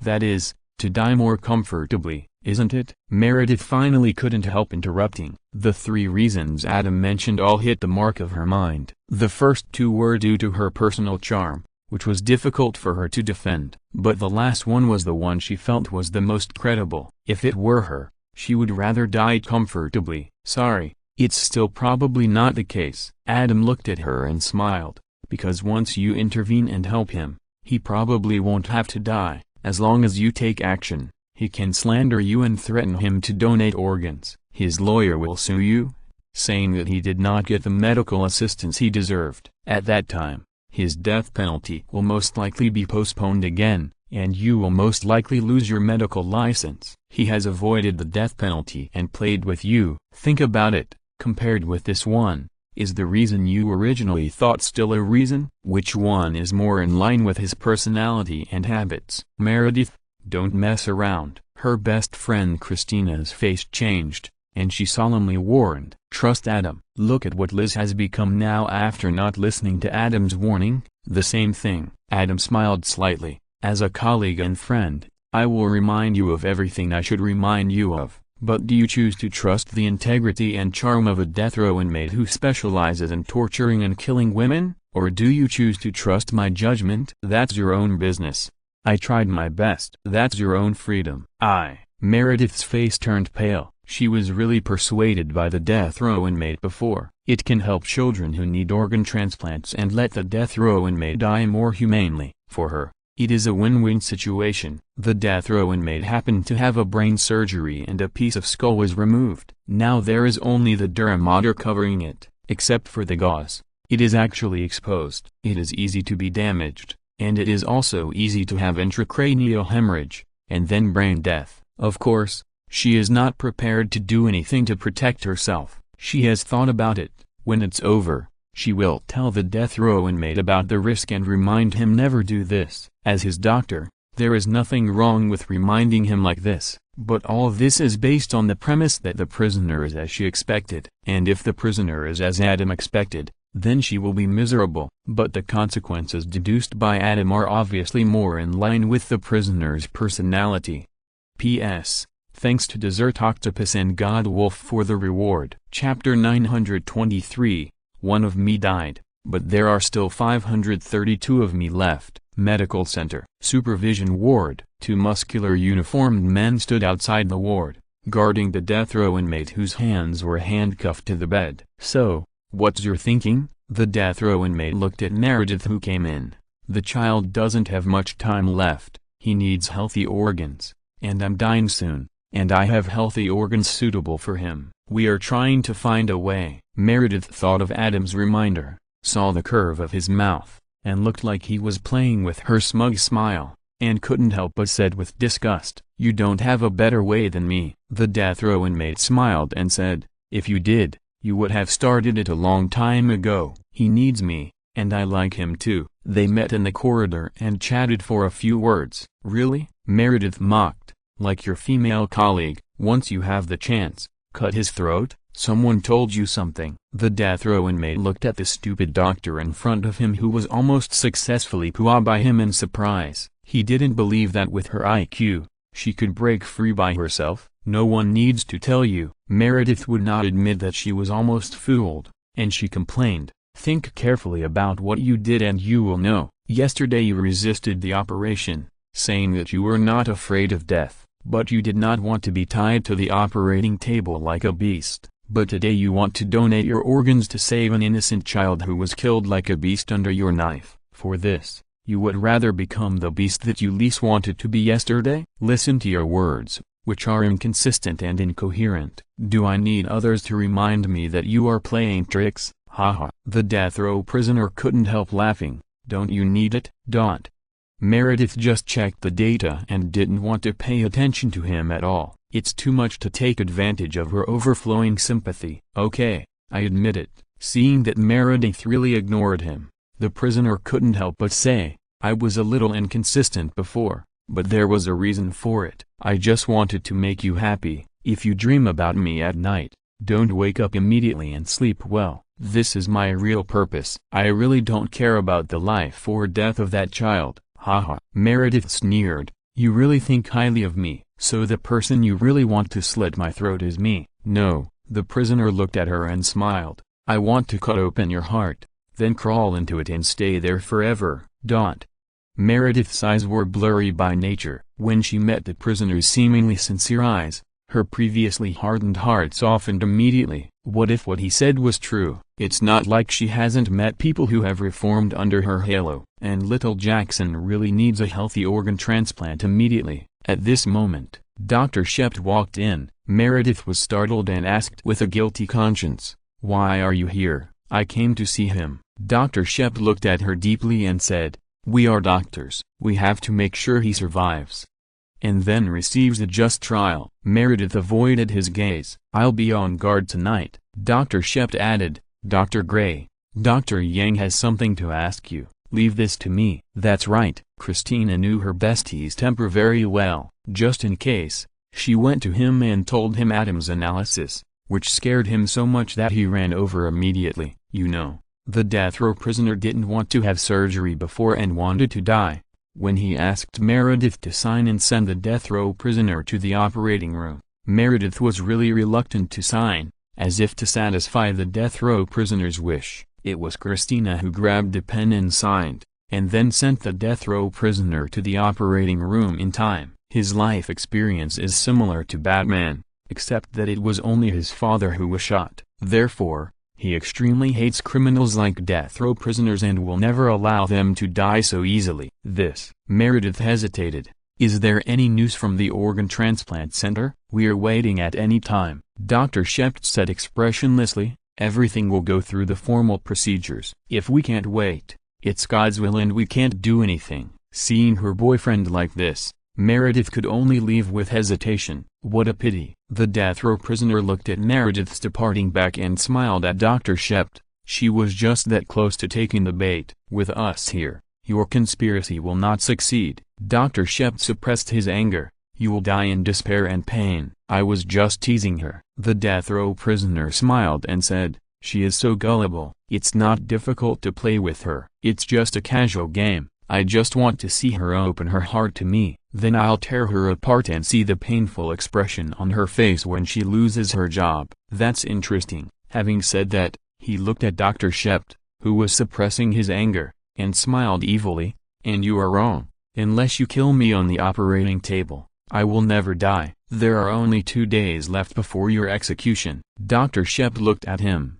2 days is too long. Anything can happen. The prisoner smiled meaningfully. Maybe in 2 days, I can touch Dr. Gray's slender and white neck in front of you. How about, while you still have the chance to give me the operation, shake your hand and let me die of operation failure. This is the only way you can ensure my death. Otherwise, I promise you that your nightmare will come true. Does this prove that you and I are two sides of the same coin, that I am the same as you? Dr. Shept sneered. Don't even think about it. I will never do that. That's such a pity. The prisoner shook his head and smiled. For your own ideals, you would rather let your woman die in despair and pain in front of you. It's really cold-blooded. Oh, yes. You don't believe me. You don't think I can do it. In this case, I'll give you a lowdown. Do you really think anyone dares to mess with a prisoner like me, especially 1 week before my death sentence is to be executed? Haha. Let me tell you, I forced him to grind a toothbrush into a blade and stab it into my back. Guess again? Why did I do this? You want to escape from prison. Dr. Shep's eyes changed, and he looked at the handcuffs nervously. Don't be nervous, not now. The death row prisoner smiled and comforted. But speaking of this, do you still think I'm dead? Do you still insist on saving me? Do you want to fail once on the operating table and put an end to it all? You are such a devil. Dr. Shept could no longer tell whether what the other party said was true or false. Even deep in his heart, he did begin to prefer to fail once in the operating room. It's not my credit, it's just that my blood is good, the death row prisoner murmured with a smile. And this is considered a devil? You have never seen a real devil. I'm just the offspring of a real devil. If one of me dies, there are still 532 of me. If you're listening to this novel on a channel other than Fanfic World, it means they downloaded and uploaded it without effort. We cordially invite you to visit our channel, Mundo Fanfic Novelist. There you'll find the original version of this story and you can explore many other novels of various genres. We are waiting for you to immerse yourself in a world of incredible novels. Chapter 924, Shocking. Satan appears. Medical center. What? Adam was also shocked when he heard the news. 532 him? That's what he said. Dr. Shept, who came here specifically, said with a tingling scalp and a pale face. I can't tell whether what he said is true or false. If it's false, why would he specifically say the number 532? It shouldn't be a number he said casually. Adam said seriously, maybe there is a shocking secret here. I'll ask someone to check it out. As he said that, he called Agent Jesse Page. I'm busy recently and don't have time. As soon as the call was connected, Jesse's rejection came. Don't look for me. I have something important to talk to you about. Really? Adam covered the receiver slightly, smiled at Dr. Shept, and then said to Jesse on the other end of the phone, help me check some information. After a few more words, he hung up the phone. Who is she? Seeing Adam intervene, Dr. Shept calmed down his nervousness a little. FBI agent. Adam smiled and said, Dr. Shept, don't worry about this matter. You just need to watch Meredith and tell her not to get close to the other person. You don't need to pay attention to the other person. Leave professional matters to professionals. Okay. Dr. Shept breathed a sigh of relief and thanked him. Adam, thank you. You're welcome. Adam smiled. After sending Dr. Shept away, his brows furrowed. If the number 532 is true, then there must be a huge trouble involved. If he had encountered it head-on, he would have called Juno and discussed with her how to deal with it. But this matter is considered a side encounter, so let's try another side of Agent Jesse Page. Late at night, come to my apartment, Jesse called. The car god Adam arrived quickly. Is the situation serious? Adam didn't waste words. This was his first time to Jesse's apartment. He had always been in his apartment before. It's very serious, simply shocking. Jesse took a deep breath and threw a stack of information to Adam. The number 532 is indeed not made up, including this death row inmate. There are exactly 533 people. Their mothers bought gold from a private clinic and gave birth to them. And their father is a man with the alias Hamburger. 533 people with the same father? Adam gasped. Yes. Even though Jesse had known this for a while, he still couldn't hide his shock. If I'm not mistaken, 533 people, all of whom used the gold of this Hamburger man, are his children. Shit. Adam cursed, and said seriously, have you found out who this Hamburger is? Was it him who did it on purpose, or was it the private clinic who did it on purpose? It's not clear yet. Jesse shook his head and said, I know your ability. I need you to help me go through these materials and try to find some points that I neglected to miss. I will formally submit this case tomorrow. The next step will be earth-shattering. Okay. Adam didn't say anything, took the materials, used his high-definition image memory, quickly flipped through the pages of materials, and displayed them in the starry sky in his mind. Then he used his super brain to constantly compare and review these materials, and screened and analyzed useful information. Holy shit. After reading all the materials, Adam cursed again. What did you find? Jesse said anxiously. What the death row inmate said is true. Adam was shocked. Satan really came to the world, and this time his alias is Hamburger. Did he do it on purpose? Jesse took a deep breath. Not only that, Adam handed a document to Jesse. In a span of 32 years, he donated 6,960 times in total. In the first 15 years, he donated almost every day, and in the last 17 years, he donated almost every week. A total of 533 successful times. This private clinic also did it on purpose. Jesse read the document and judged. If there was no cooperation from the private clinic, how could such a shocking thing happen? And the span was as long as 32 years. Right and wrong. Adam sighed. The owner of the private clinic didn't want to do it either. Was he coerced? Jesse didn't believe it. For 32 years? No. Adam sighed. It's because the grass on his grave has been growing for 32 years. What? Jesse was shocked. The real boss of the private clinic should have died 32 years ago. Adam explained. The current boss is an imposter. Guess who he is? Hamburger? Jesse thought about it for a while and guessed it immediately. That's right, Adam confirmed. 533 children. The oldest is 32 years old. The youngest is 3 years old. They are all the children of the current boss. Take a closer look at the photo. Although this Hamburger looks a bit like the real boss, they are definitely not the same person. Most likely, this super perverted criminal named Hamburger found this private clinic using this technology after knowing the means of assisted reproduction, killed the original boss, impersonated. Using this identity and confidentiality agreement, he easily achieved this evil purpose. But why? Jesse said in disbelief. Pervert. Adam complained. Maybe he can't find his own kind, so he wants to cultivate his own kind? There is nothing that perverts can't do except what we can't think of. What should we do now? Jesse murmured. I think you should monitor this Hamburger and collect information about which children he has contacted. Adam reminded. Then catch all the criminals in one fell swoop.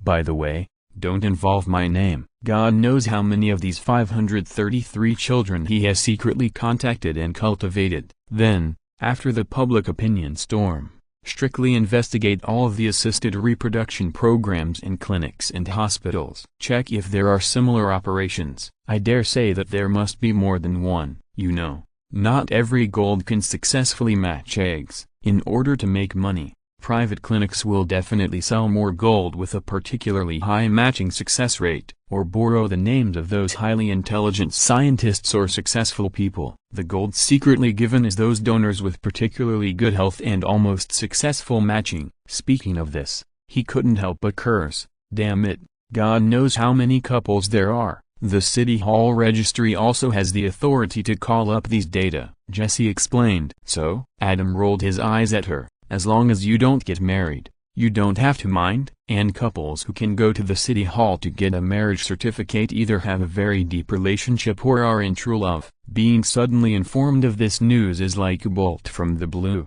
This is so messed up. Oh my God. Jesse was reminded by Adam and also had a premonition that a huge storm of public opinion would sweep the world. Once this matter is exposed, it will definitely be adapted into a movie in the future. Adam said off topic.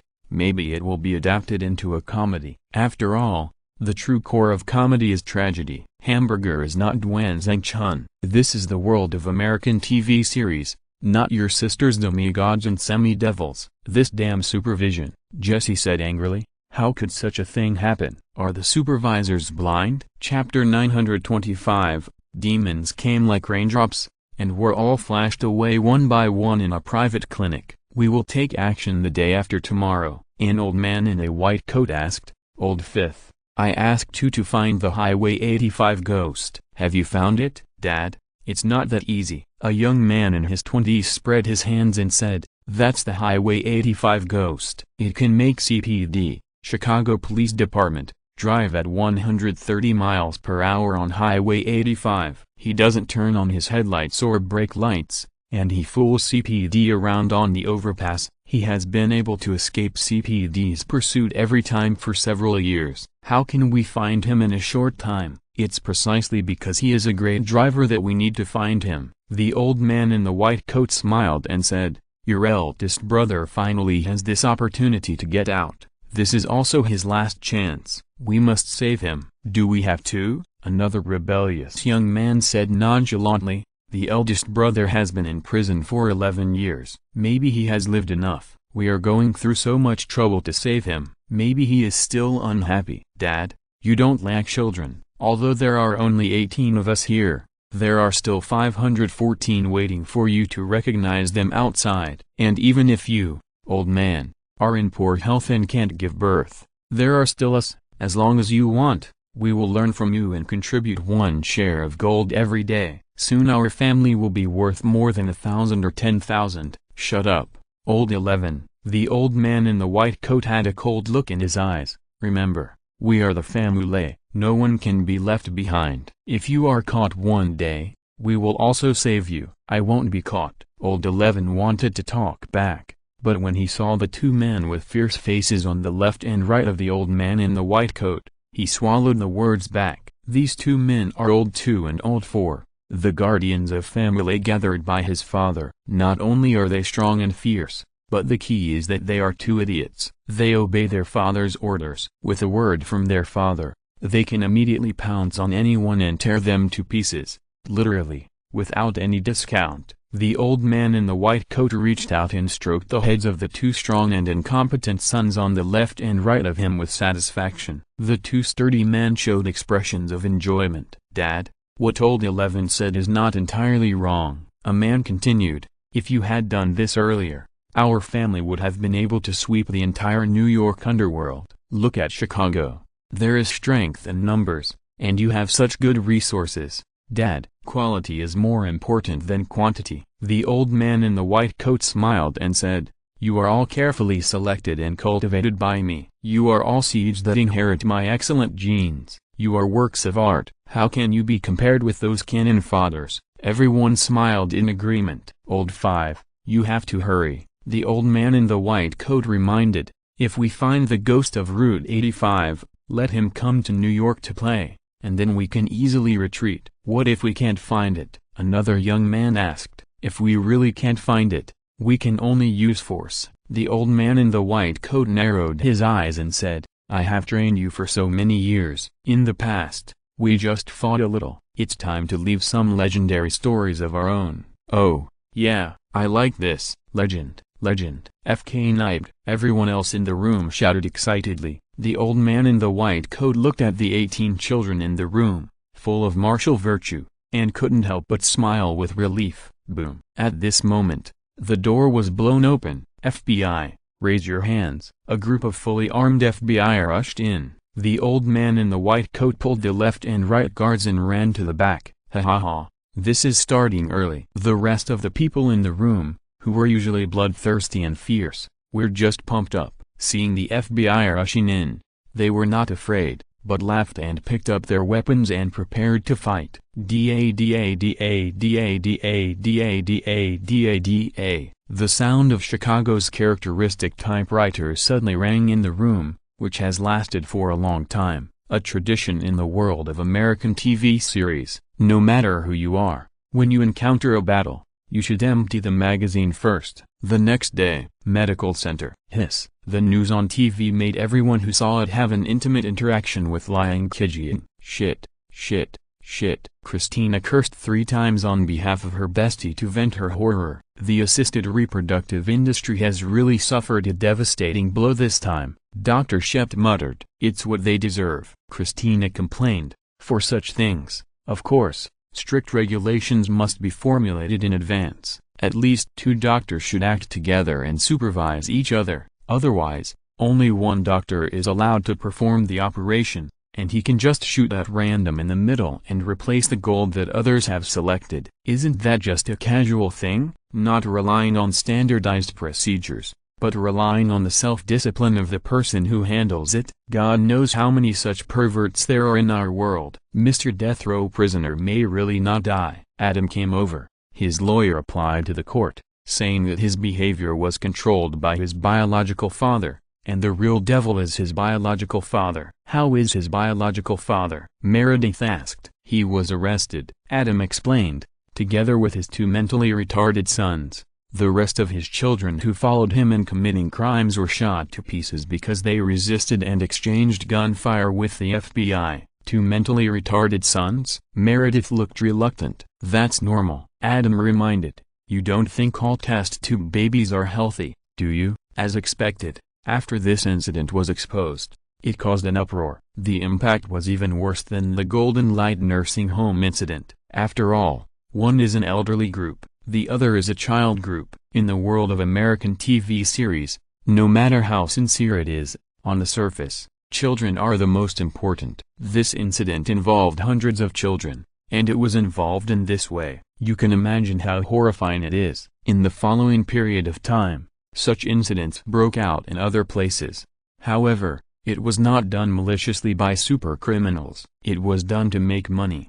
$35 a time. There was a person named Starbuck who donated 693 times in 33 months and earned $24,255. Because his quality is so good and his success rate is so high, the private clinic gave him a full channel recommendation. In less than 3 years, he achieved the result of the hamburger's 30 years of hard work, the same as 533 children.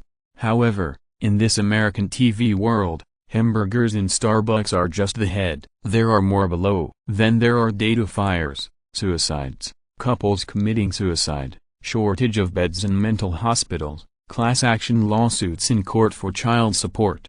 All kinds of news are endless. After hearing this, Monica was so scared that she hugged little Adam and kissed him non-stop, thanking God and Adam. At the beginning, she had thought about choosing gold and getting pregnant and having children herself. The private clinic she chose was the Devil Hamburger. At one point, she even picked Joey's. Now think about it, if it really happened, you would be lucky to use Joey. At least Joey knows everything. He is a little cute, and he eats too much, but he is handsome and kind-hearted. Monica, you must be someone who has been kissed by the goddess of luck. When old friends gathered together and talked about this, Phoebe sighed. First it was the Devil Town, and now it's the Devil Hamburger. You have dodged them one by one. Yeah, everyone nodded. End of this chapter. Thank you very much for reaching the end. Don't forget to like. Looking for more exclusive content and immediate access? Subscribe to our Patreon. Remember, every like, subscription, or donation encourages us to continue. Thanks to everyone. See you in the next video.